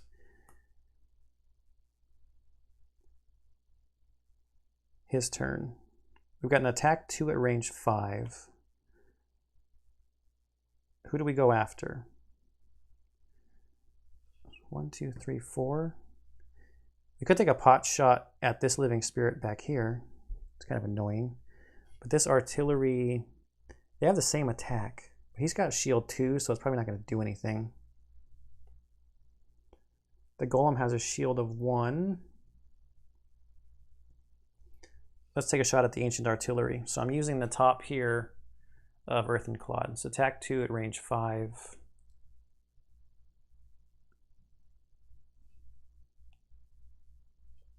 All right, at the Ancient Artillery, attack of 2, plus 0. And this is standee number 2. All right, so now here we go. The bottom of Crater, I think that's what it says, Crater. All adjacent allies and enemies suffer 1 damage. There's no one next to me. Move 4 with jump. 1, 2, 3, 4. Now I'm going to use the nature. All adjacent allies and enemies suffer 1 damage, but using nature is 2 damage instead. And I'm going to get 2 experience points. off of this card. So this living spirit next to me suffers 2 damage and dies. Man, a loot 1 right here. Look at all them coins.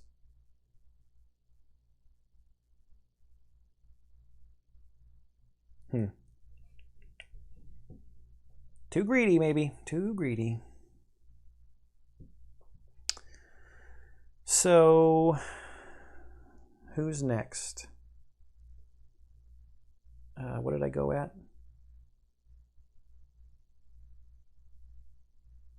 I went at 38. Ancient Artillery. I don't think... I mean, we're hitting a wall right here, so I don't think there's line of sight from this artillery hex to where I'm at. So I try to draw from that point. I'm going through wall in this hex here.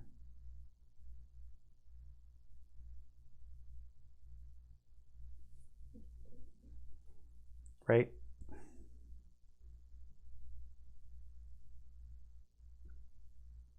Maybe? I don't know. I don't know how that works. Is that line of sight? I'm going to say no. I think that's going through the wall. From the point to the point. I don't know if there's an example in the book like for this. I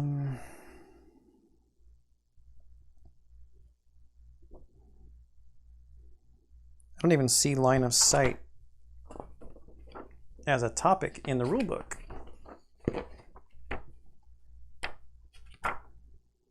Attacking is paging,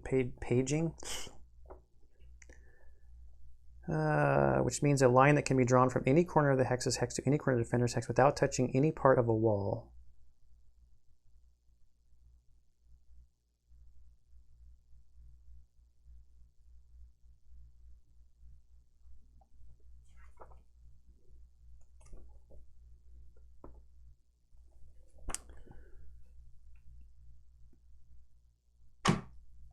I don't know.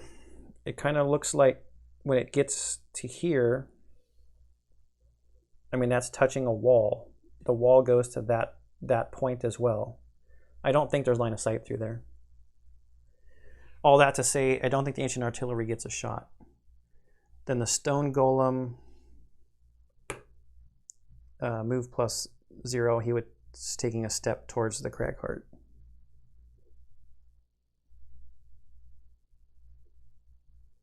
I think that's it. Living spirits need to be shuffled.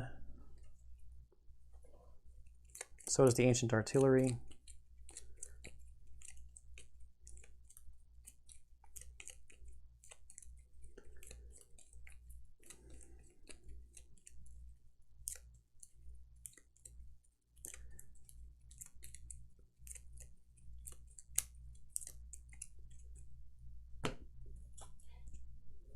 So that could be a gamble up there. I'm going to be taking another shot, and I've only got 3 hit points. I'll take another shot from that living spirit.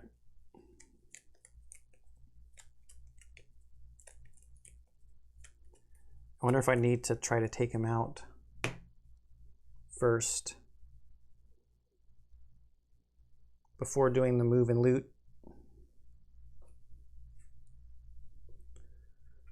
I know what I'm doing on this side. I can loot, and I might as well Dirt Tornado. And then I've got a long rest or I won't get my battle goal. So we could have a fight coming up with the Stone Golem. This should have been a lost card.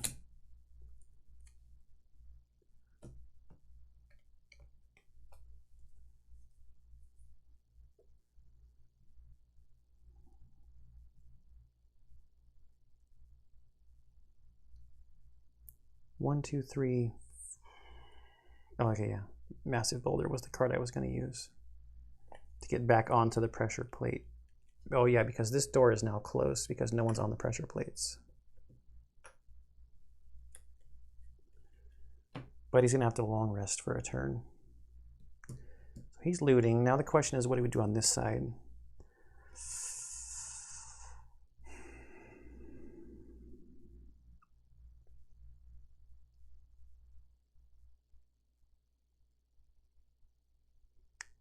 There's chaos up there.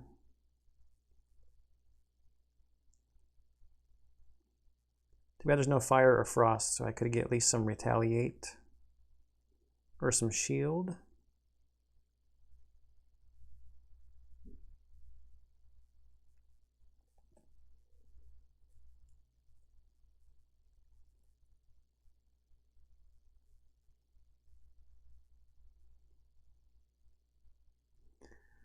I will use the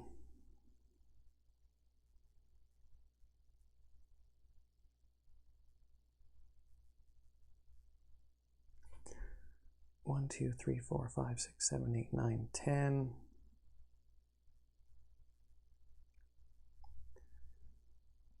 One, two, three, 1, 2, 3.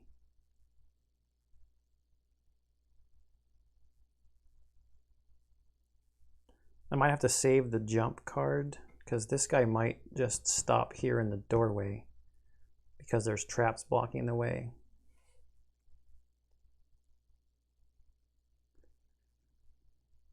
So let's use the bottom of Flame Strike for basic movement.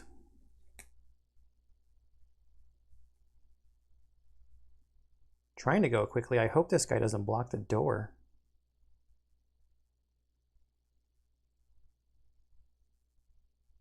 Let's go a little faster.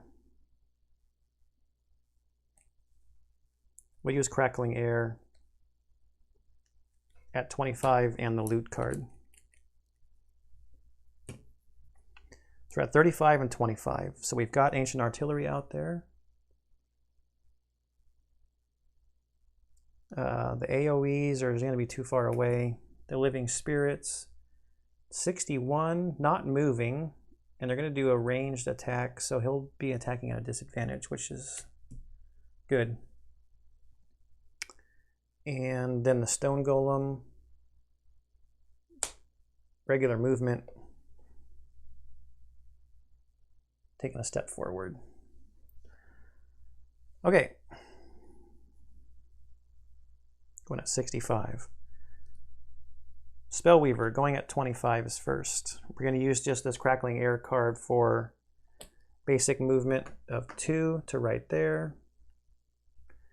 And then loot 1 from Ride the Wind. So we're taking the treasure token and the money token. I'll just put it over there. What number is that? 36.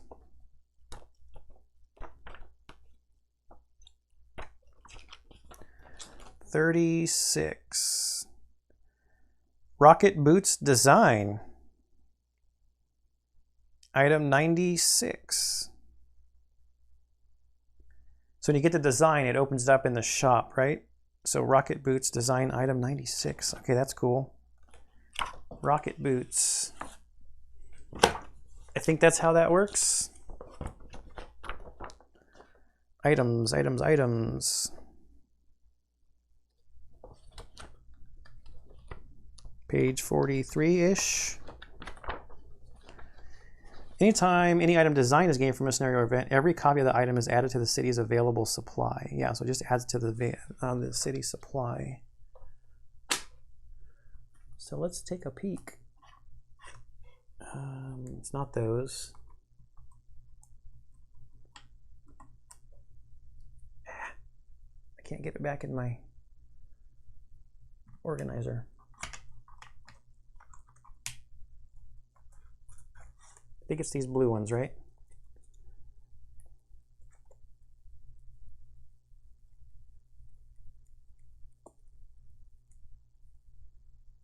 Nope.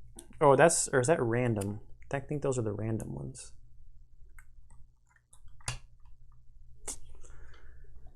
96 it said. 116. Here we go. 93. 96. Yeah, rocket boots. Whoa, 80 gold.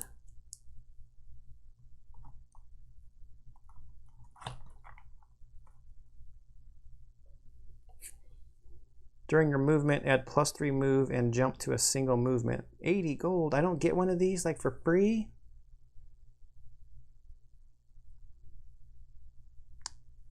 Well, that's cool though.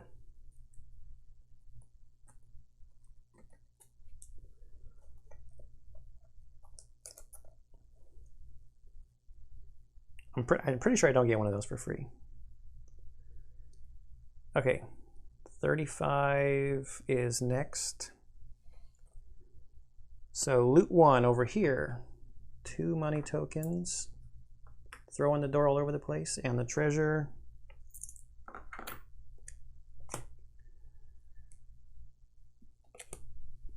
And that one is treasure chest 16.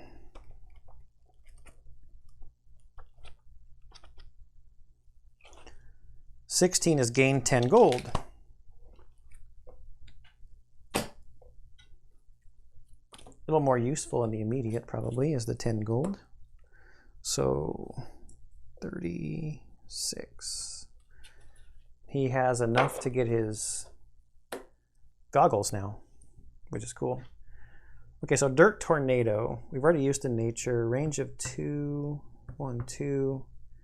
I want to hit the Stone Golem because he's coming at me. So it's an attack 1. If I range 2 to here, then it's this pattern here. All right, so we're at attack 2. There's no nature to use. No, I'm sorry, it's attack 1, -1 is 0, but he gets muddled.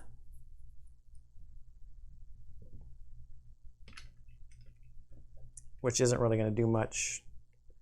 But it was the other card and I don't lose it. So, whatever. That's too bad because he needs to long rest. So, hopefully this golem stays going slow. Did I say golem? Golem. Ancient artillery. Too far away.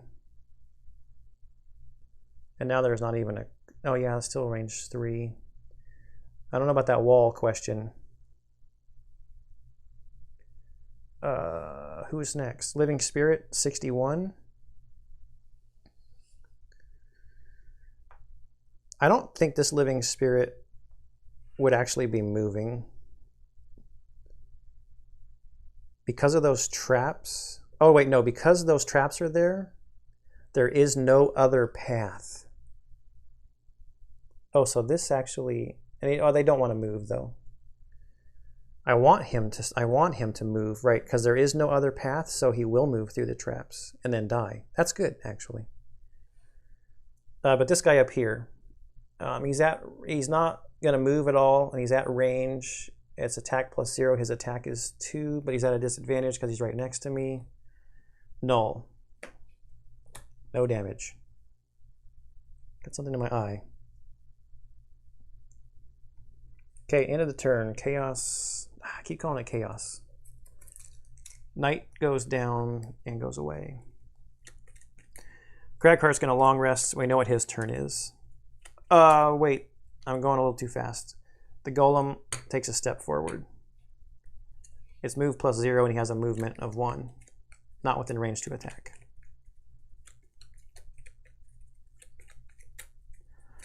There's a lot of stuff happening on the board. I hope going after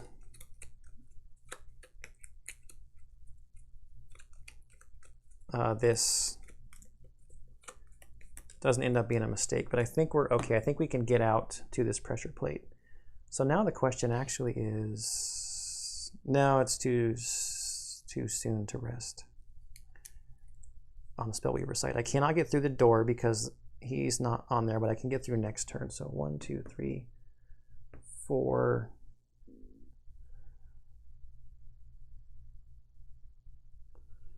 If I go 1, 2, 3, 4, 1, 2, 3, 4. She's already killed a living spirit. She has not killed, right? She killed an ooze and an ancient artillery. She has not killed a living spirit yet.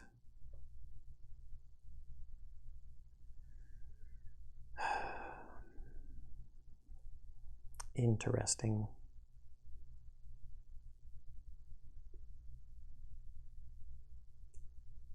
So we're going to use Hardened Spikes and the top of Impaling Eruption, going at 26.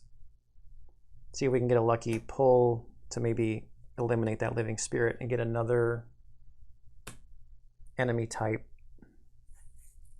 down. And we're long resting on this side.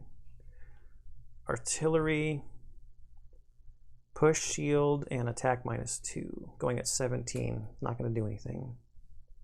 The living spirit, 75, move -1, attack +1. Oh, heal 1. Okay, so we need to make sure we try to take it out, going at 75. Okay, Golem, go at, don't increase your movement. Darn it! Darn it, he's gonna block the door. I don't think we have jump. We do have push though. Or did we get rid of it? Oh no, we got rid of it.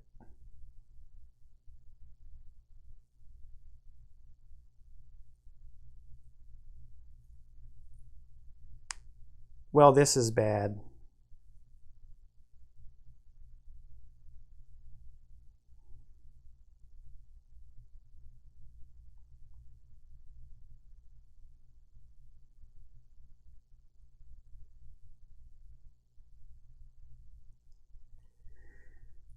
It's going to take an extra turn.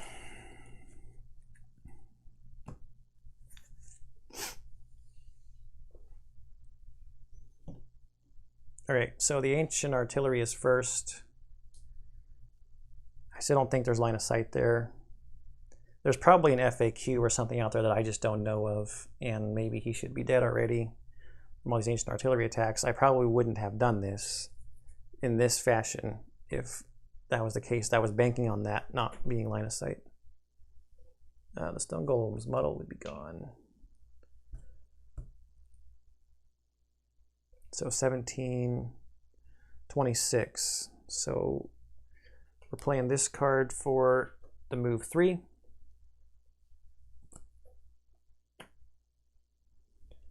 One, 2, 3. And then Impaling Eruption, attack 3 at range 4. Need a +1 here. ×2, even better. Living Spirit dead. Let's add Living Spirit to her list of enemies killed. 1, 2, 3, 4, 5, 6. She's up to 7 different types of enemies killed. That's an XP also. She's at 3 hit points, 7 experience points. And that card is lost.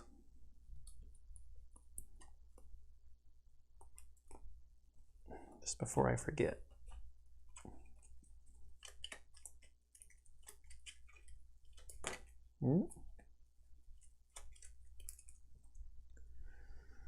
Okay. Stone Golem, move +1. 1, 2. Into the doorway. Attack -1. So his base attack is 3. -1 is 2. So 8 damage, or down to 8, I mean, it's 2 damage, which is just going to get healed back when the long rest happens. But now this guy's in the way, and he's got 7 hit points and shield 1. We need to take a step backwards next turn to entice him out of the door, I think. Yep. The living spirit is dead, so I don't have to worry about him. Over here to the long rest. Back up to 10. Get our boots back. Pick a card to lose. Probably this loot 1. I mean, we're not, unless we're going to stand on the pressure plate, we might be able to loot that coin. Heal 2, move 4, opposing strike.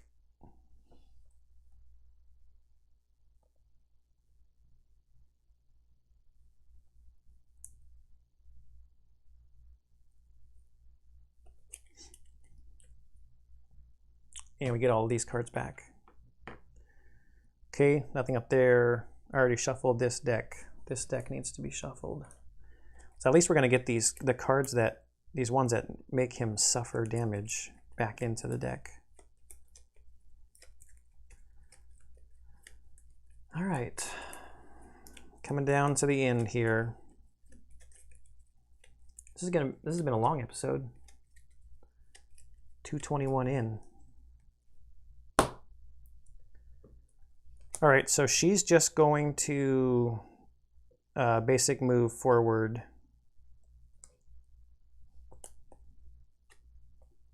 And doesn't matter when she goes. To just get and stand right next to the door. What are we gonna do over here? I almost feel like dirt tornadoing this guy to muddle him. But I gotta take a step back. So what do we use to take a step back? This heal 2 card. And then doing dirt tornado on him, hoping that I'm going first, just so he gets muddled. I don't think they have ranged attacks, so I need to get him off of that door. They don't have jump. Let me just double check. Yeah, no jumping. I lost my my jump card. Both of them, I used both of my jump cards already. Or I've lost both my jump cards. So we're 38, 69. The Stone Golem. Move. You gotta be kidding me. Move -1. He's not even gonna move. Okay.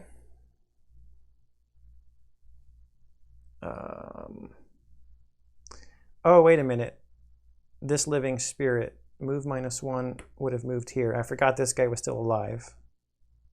And he's not within range to attack anybody. So last turn, this guy actually would have done something.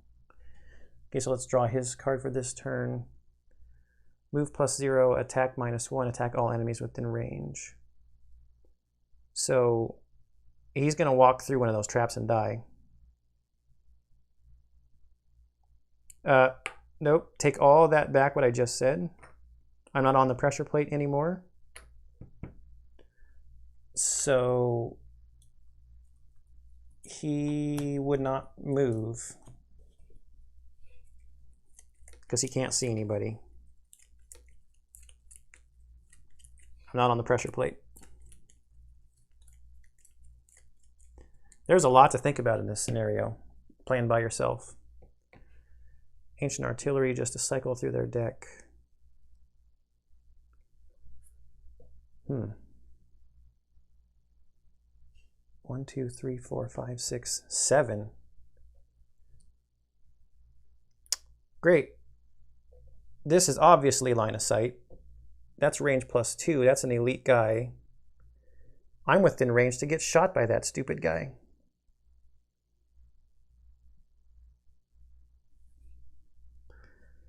And here I was saying it didn't matter. I've already done it though, so I can't take it back. Over here, taking a step back. And then going to dirt tornado on. He's not even, the muddle's not even going to do anything. So it's attack 1 and null. Muddled, I'm not even going to put it out because it's not going to make a difference. Wait a minute. These are not lost cards. What am I doing? Those are discards. All right, so now this is actually really bad. Really very, very bad. Because if I take 3 points of damage, it is attack -1. So it's attack 2. Oh no, thank you. Missed.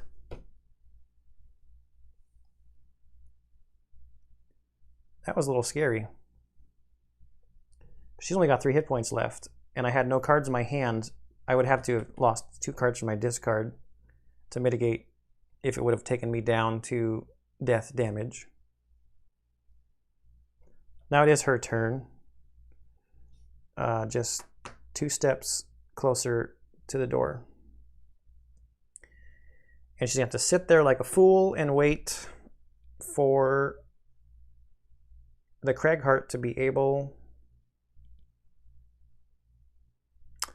I should have gone 1-2 to get the coin. It doesn't make any difference for the attack that I did on the Stone Golem.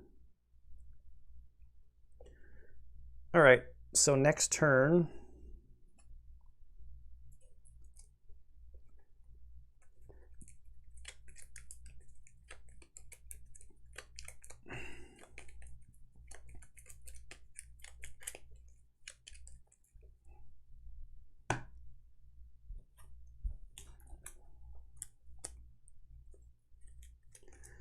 Spellweaver needs to short rest to get cards. That's not true. She's going to long rest. There's no reason for her to short rest because she can't even do anything. So her turn is long resting. All right, what are we doing over here?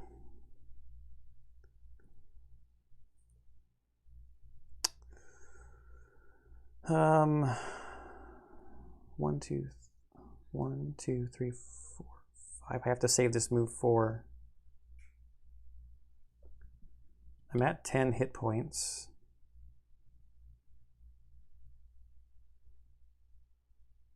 That's my only attack.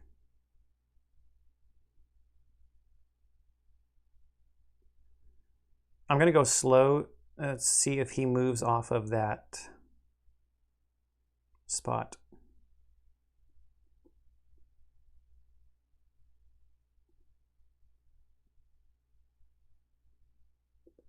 There's also no question now, 1, 2, 3, 4, that if the Ancient Artillery gets any additional range, I am in line of sight. So the spot I was at before would have followed the same path, I think, through this wall. But now there's no question that Ancient Artillery there would be able to take a pot shot at me.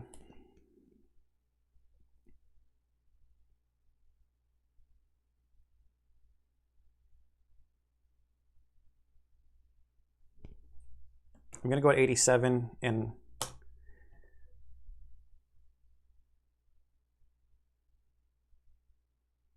hope that this Stone Golem moves.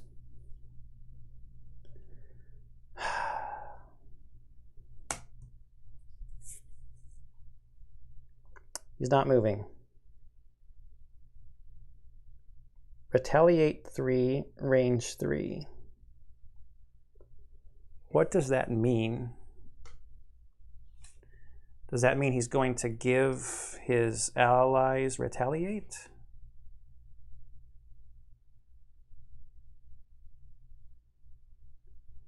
No, that means that it will...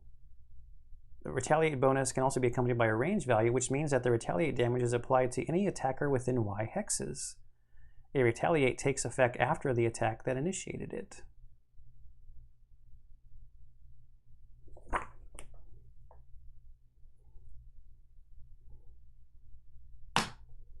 Okay, so he has retaliate. The living spirit. The door is shut and the Ancient Artillery is out of range.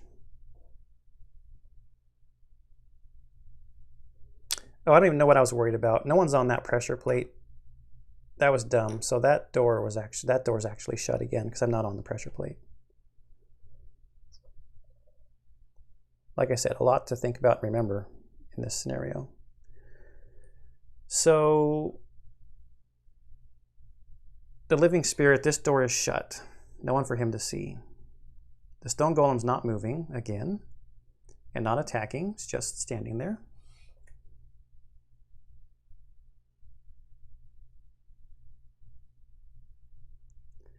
I'm going to do the top of massive boulder.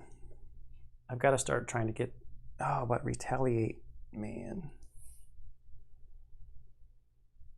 I got to take it. I got to get this guy out of the way. It's 3 damage back to me, right? So it's attack 3. Oh, I got to shuffle my modifier deck.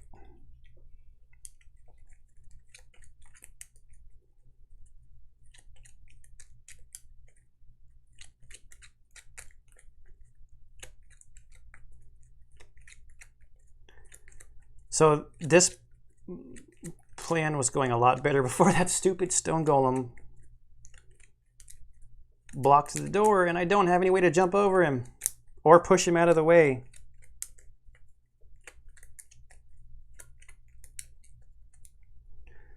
All right, attack 3. +1 is 4. He's got 1 shield, so 3 damage takes him up to 6. There's nobody adjacent to him. So now here is the next question.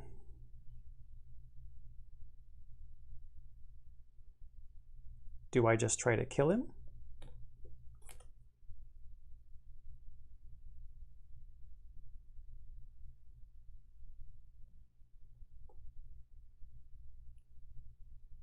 I'm starting to run out of cards.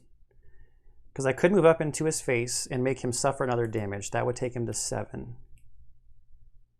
But then 1, 2, 3. But then I'm in range. Not if I go back to here. Of the ancient artillery. I got to take the 3 damage from attacking him. Takes me to 7.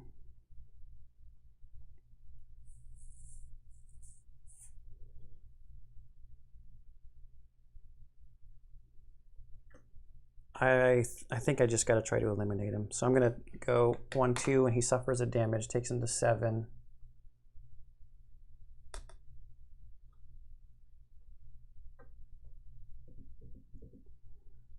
And that wasn't an attack, so the retaliate shouldn't do anything.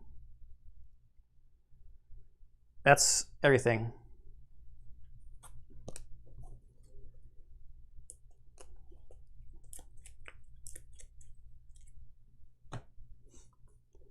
So I'm going at 30, no, I'm gonna go, yes, I wanna go fast.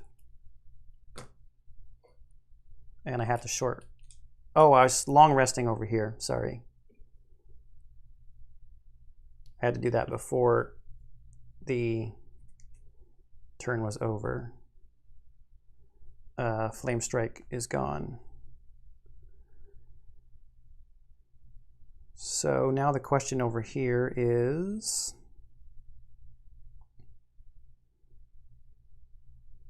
if he can get, miraculously somehow kill the golem with his attack 3 on Crushing Grasp, and then get moved onto the pressure plate. So let's get a move 3.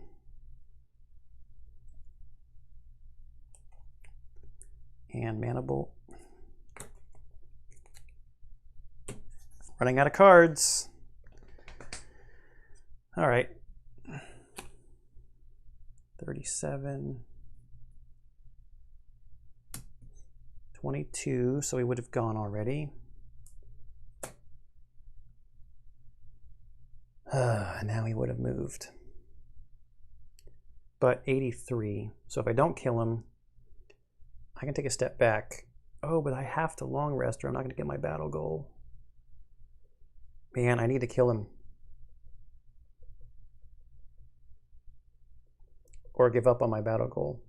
We'll see how it goes. So who's first? Oh, wait, no, not 26. Dang it. Hang on. I said it out loud, but I've screwed this up. Spellweaver needs to go after the Cragheart. So we're going to go at 69 over there. It's a little bit cheaty, but I knew that I wanted the Spellweaver to go, because I said in case the Cragheart can open the door, or step on the pressure plate and open the door. Yeah, so it really comes down to this.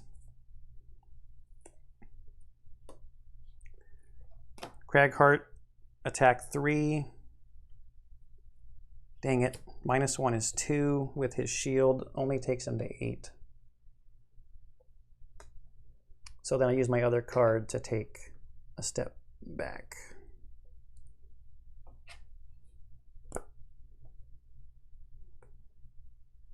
Oh, nope. Sorry. I have to change that because that has Immobilize on it. Not doing the attack 3. No damage is going through, just using the base attack. I did not see that Immobilize on there. No damage going through, no Immobilize. I want this guy to friggin' move already. And I got a long rest next turn. So there's that.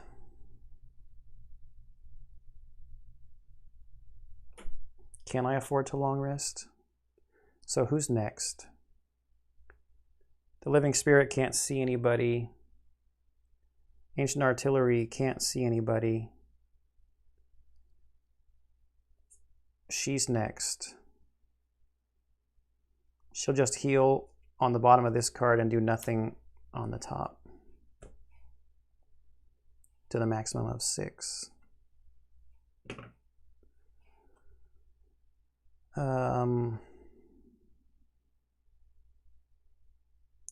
If he long rests and she does nothing, yeah, we can afford it.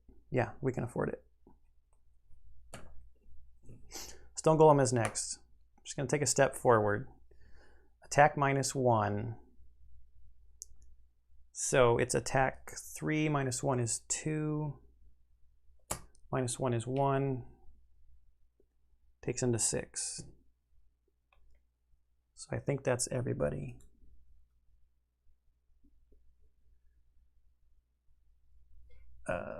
Hang on, I need to think about this. I don't know if that's actually where I wanted to move to. I think I wanted to move there and still keep the Stone Golem same place where he was. Yeah. He'll be long resting. Living Spirit, shuffle card.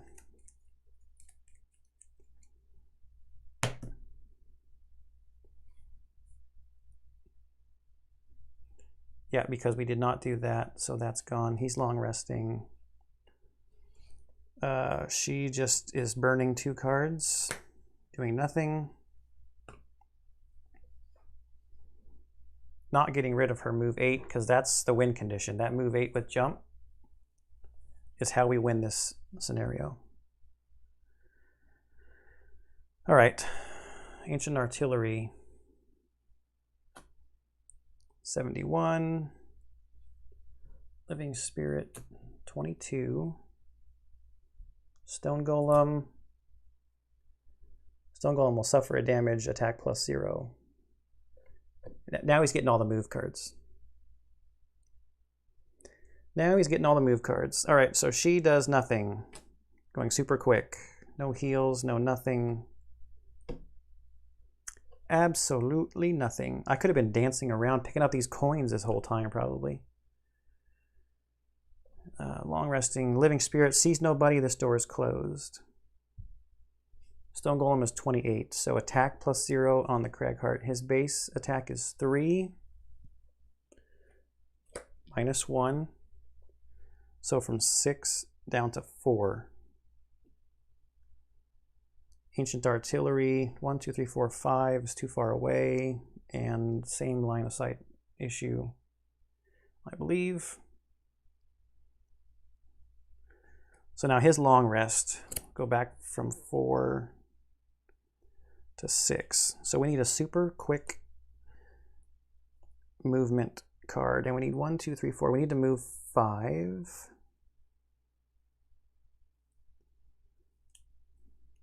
What's our fastest card? 29.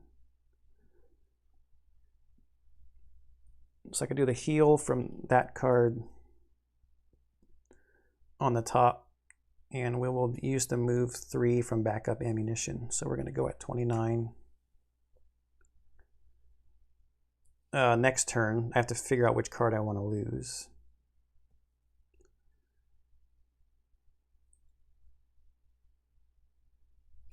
Dirt Tornado is gone.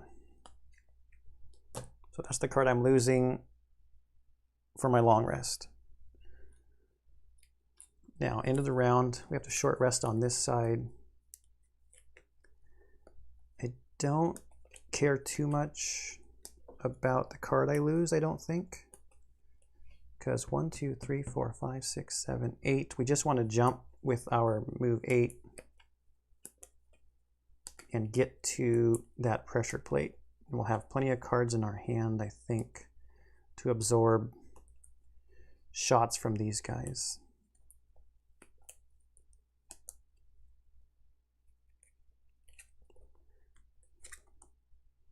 Mana Bolt is a heal 3. Maybe I do care.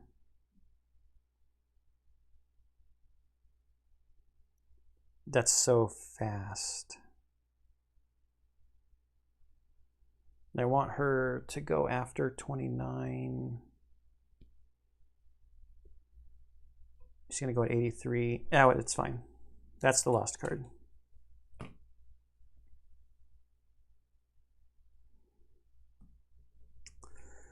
So she's going to go at 83, move 8, and then Fire Orb, and maybe she can do something just for fun. Or do we take... No. Fire Orb could potentially be 1, 2, 3. No.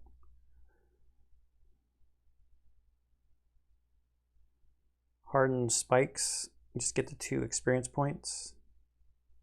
Fire Orbs would also be 2 experience points. Maybe we would kill the Living Spirit.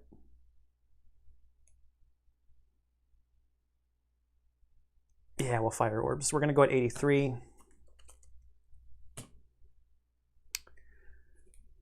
These guys need to shuffle.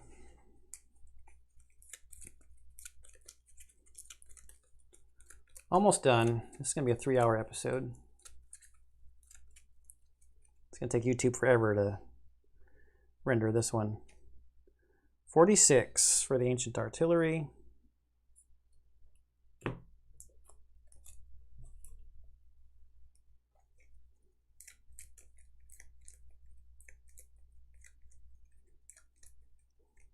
Now, if this Living Spirit goes fairly slowly, 48. When I get that door open, he's going to move on to the trap, so he's going to be dead. Will they move on to a trap if they're going to die? I mean, it wants to get to that spot to get within range to where I'm going to be. So we'll see that play out.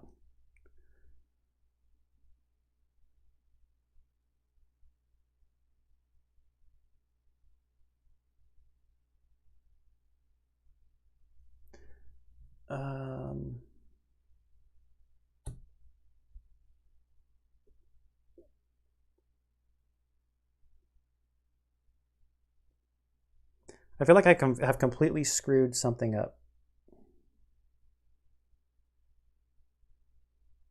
Did I not do the Stone Golem's turn?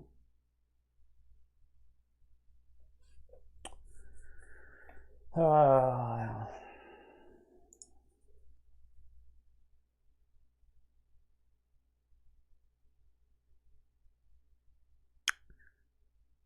don't know how to tell.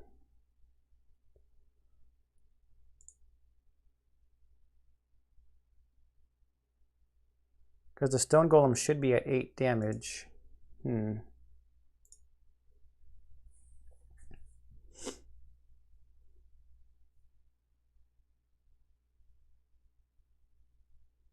the suffering 1 damage. Did I not do his turn?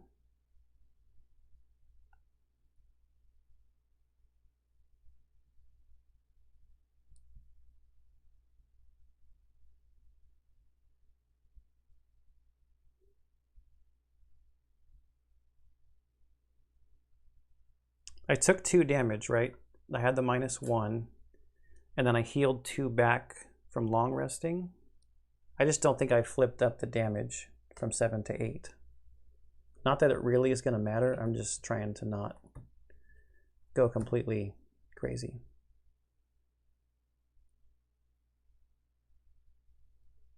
Yeah, so he still needs a card for this turn, right? I think.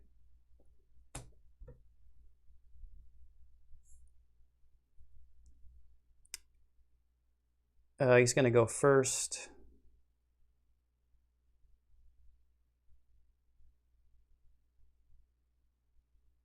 Right, 28. Take a step back because he wants to do a ranged attack now. Attack -2. Base is 3. So 3 minus 2 is 1. Plus 0 is 1 damage. So this has been such a long session. I'm like losing track of and trying to, maybe I'm trying to speed it up a little too much so that this doesn't go forever. Oh no!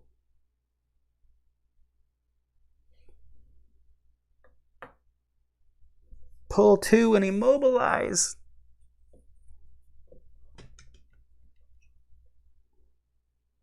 This is terrible.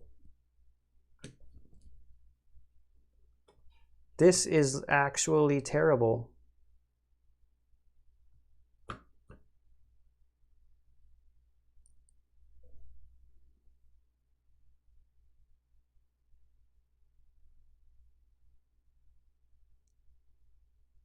Wow.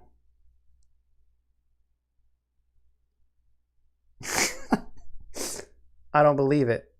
He immobilized me.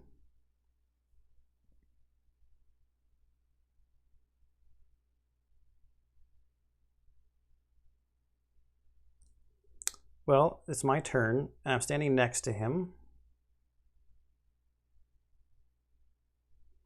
I'll do the top of backup ammunition as a basic attack. So that's 2. He has 1 shield, takes him to 9. And then the bottom of Rumbling Advance, I don't get to move, but he will suffer a damage.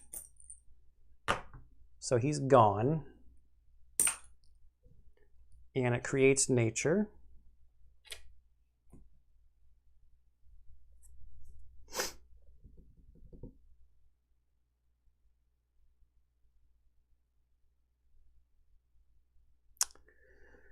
Wow, so who's next? Living Spirit's actually not going to do anything because the door is still shut. Ancient Artillery, same issue there. So now her turn. She does nothing again. And these cards are discarded.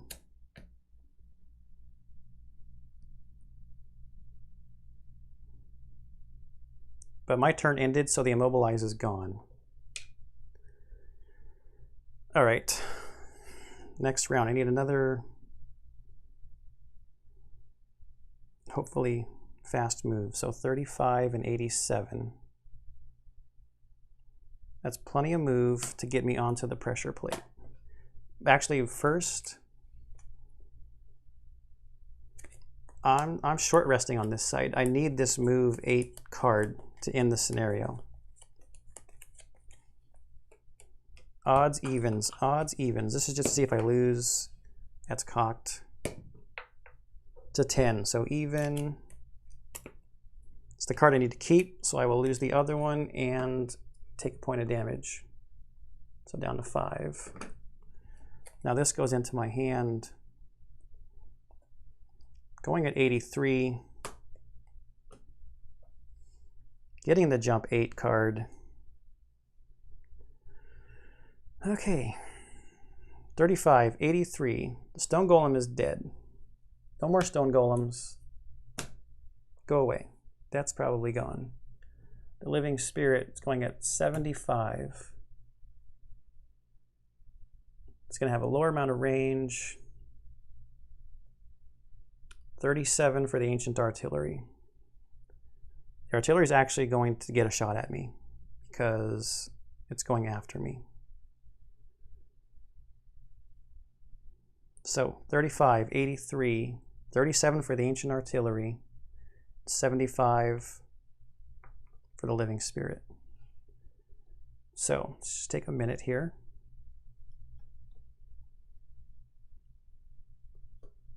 Move 4. 1, 2, 3, 4. Onto the pressure plate. At the bottom of that card, the top of this card, it's not going to do anything. So we are now on the pressure plate, so these doors open back up.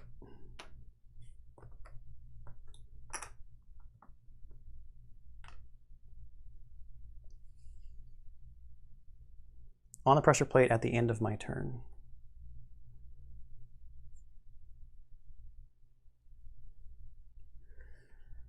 So that was at speed 35. Now speed 37. Nobody's adjacent. Attack -1, range -1. He's a normal guy.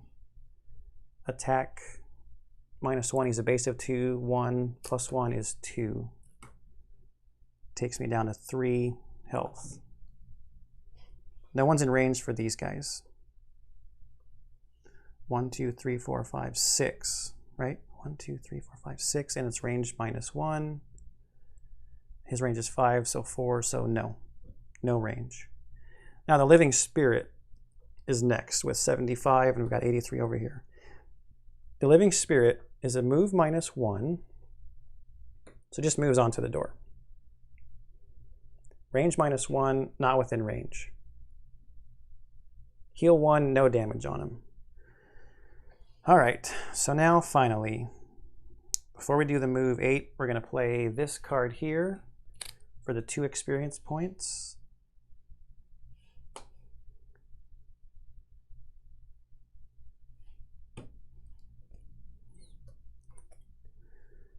It's lost, and then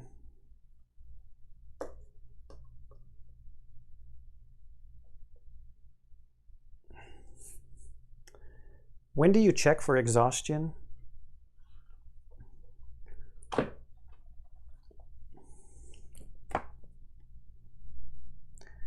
I just have to occupy pressure plate E. Scenario is complete when any character occupies the pressure plate E at the end of their turn.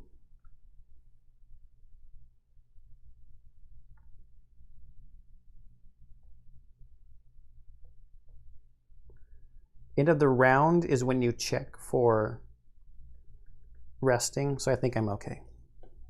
Because I'll only have 1 card left after I do this. So it's move 8. And I'm going to use my boots just for the heck of it with jump. 1, 2, 3, 4, 5, 6, 7, 8.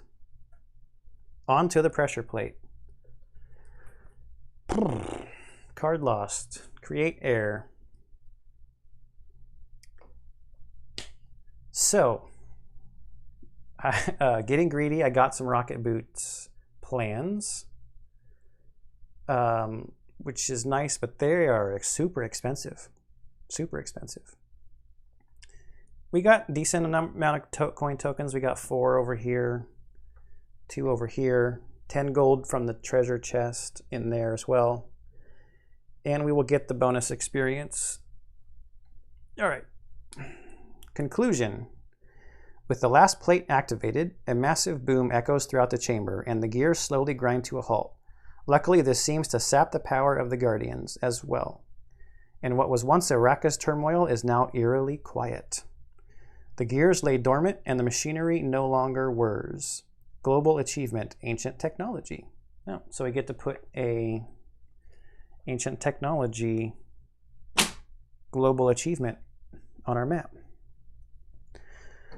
All right, so I'm just going to wrap this up because it's been, it'll be 3 hours here in 4 minutes. So wow, that came down to the wire. I'm sure that I made quite a few mistakes. And I know it all hinged on this line of sight question over here. I probably would have played that entirely differently. I went in there expecting the rule to be that way. As far as it relates to this ancient artillery here. So even if that was wrong, it would have changed the whole scenario. Because number one, he would have been shooting at me if I had played it that way, but I wouldn't have played it that way if the rule was the other interpretation. And taking only long rests, we got both of our battle goals.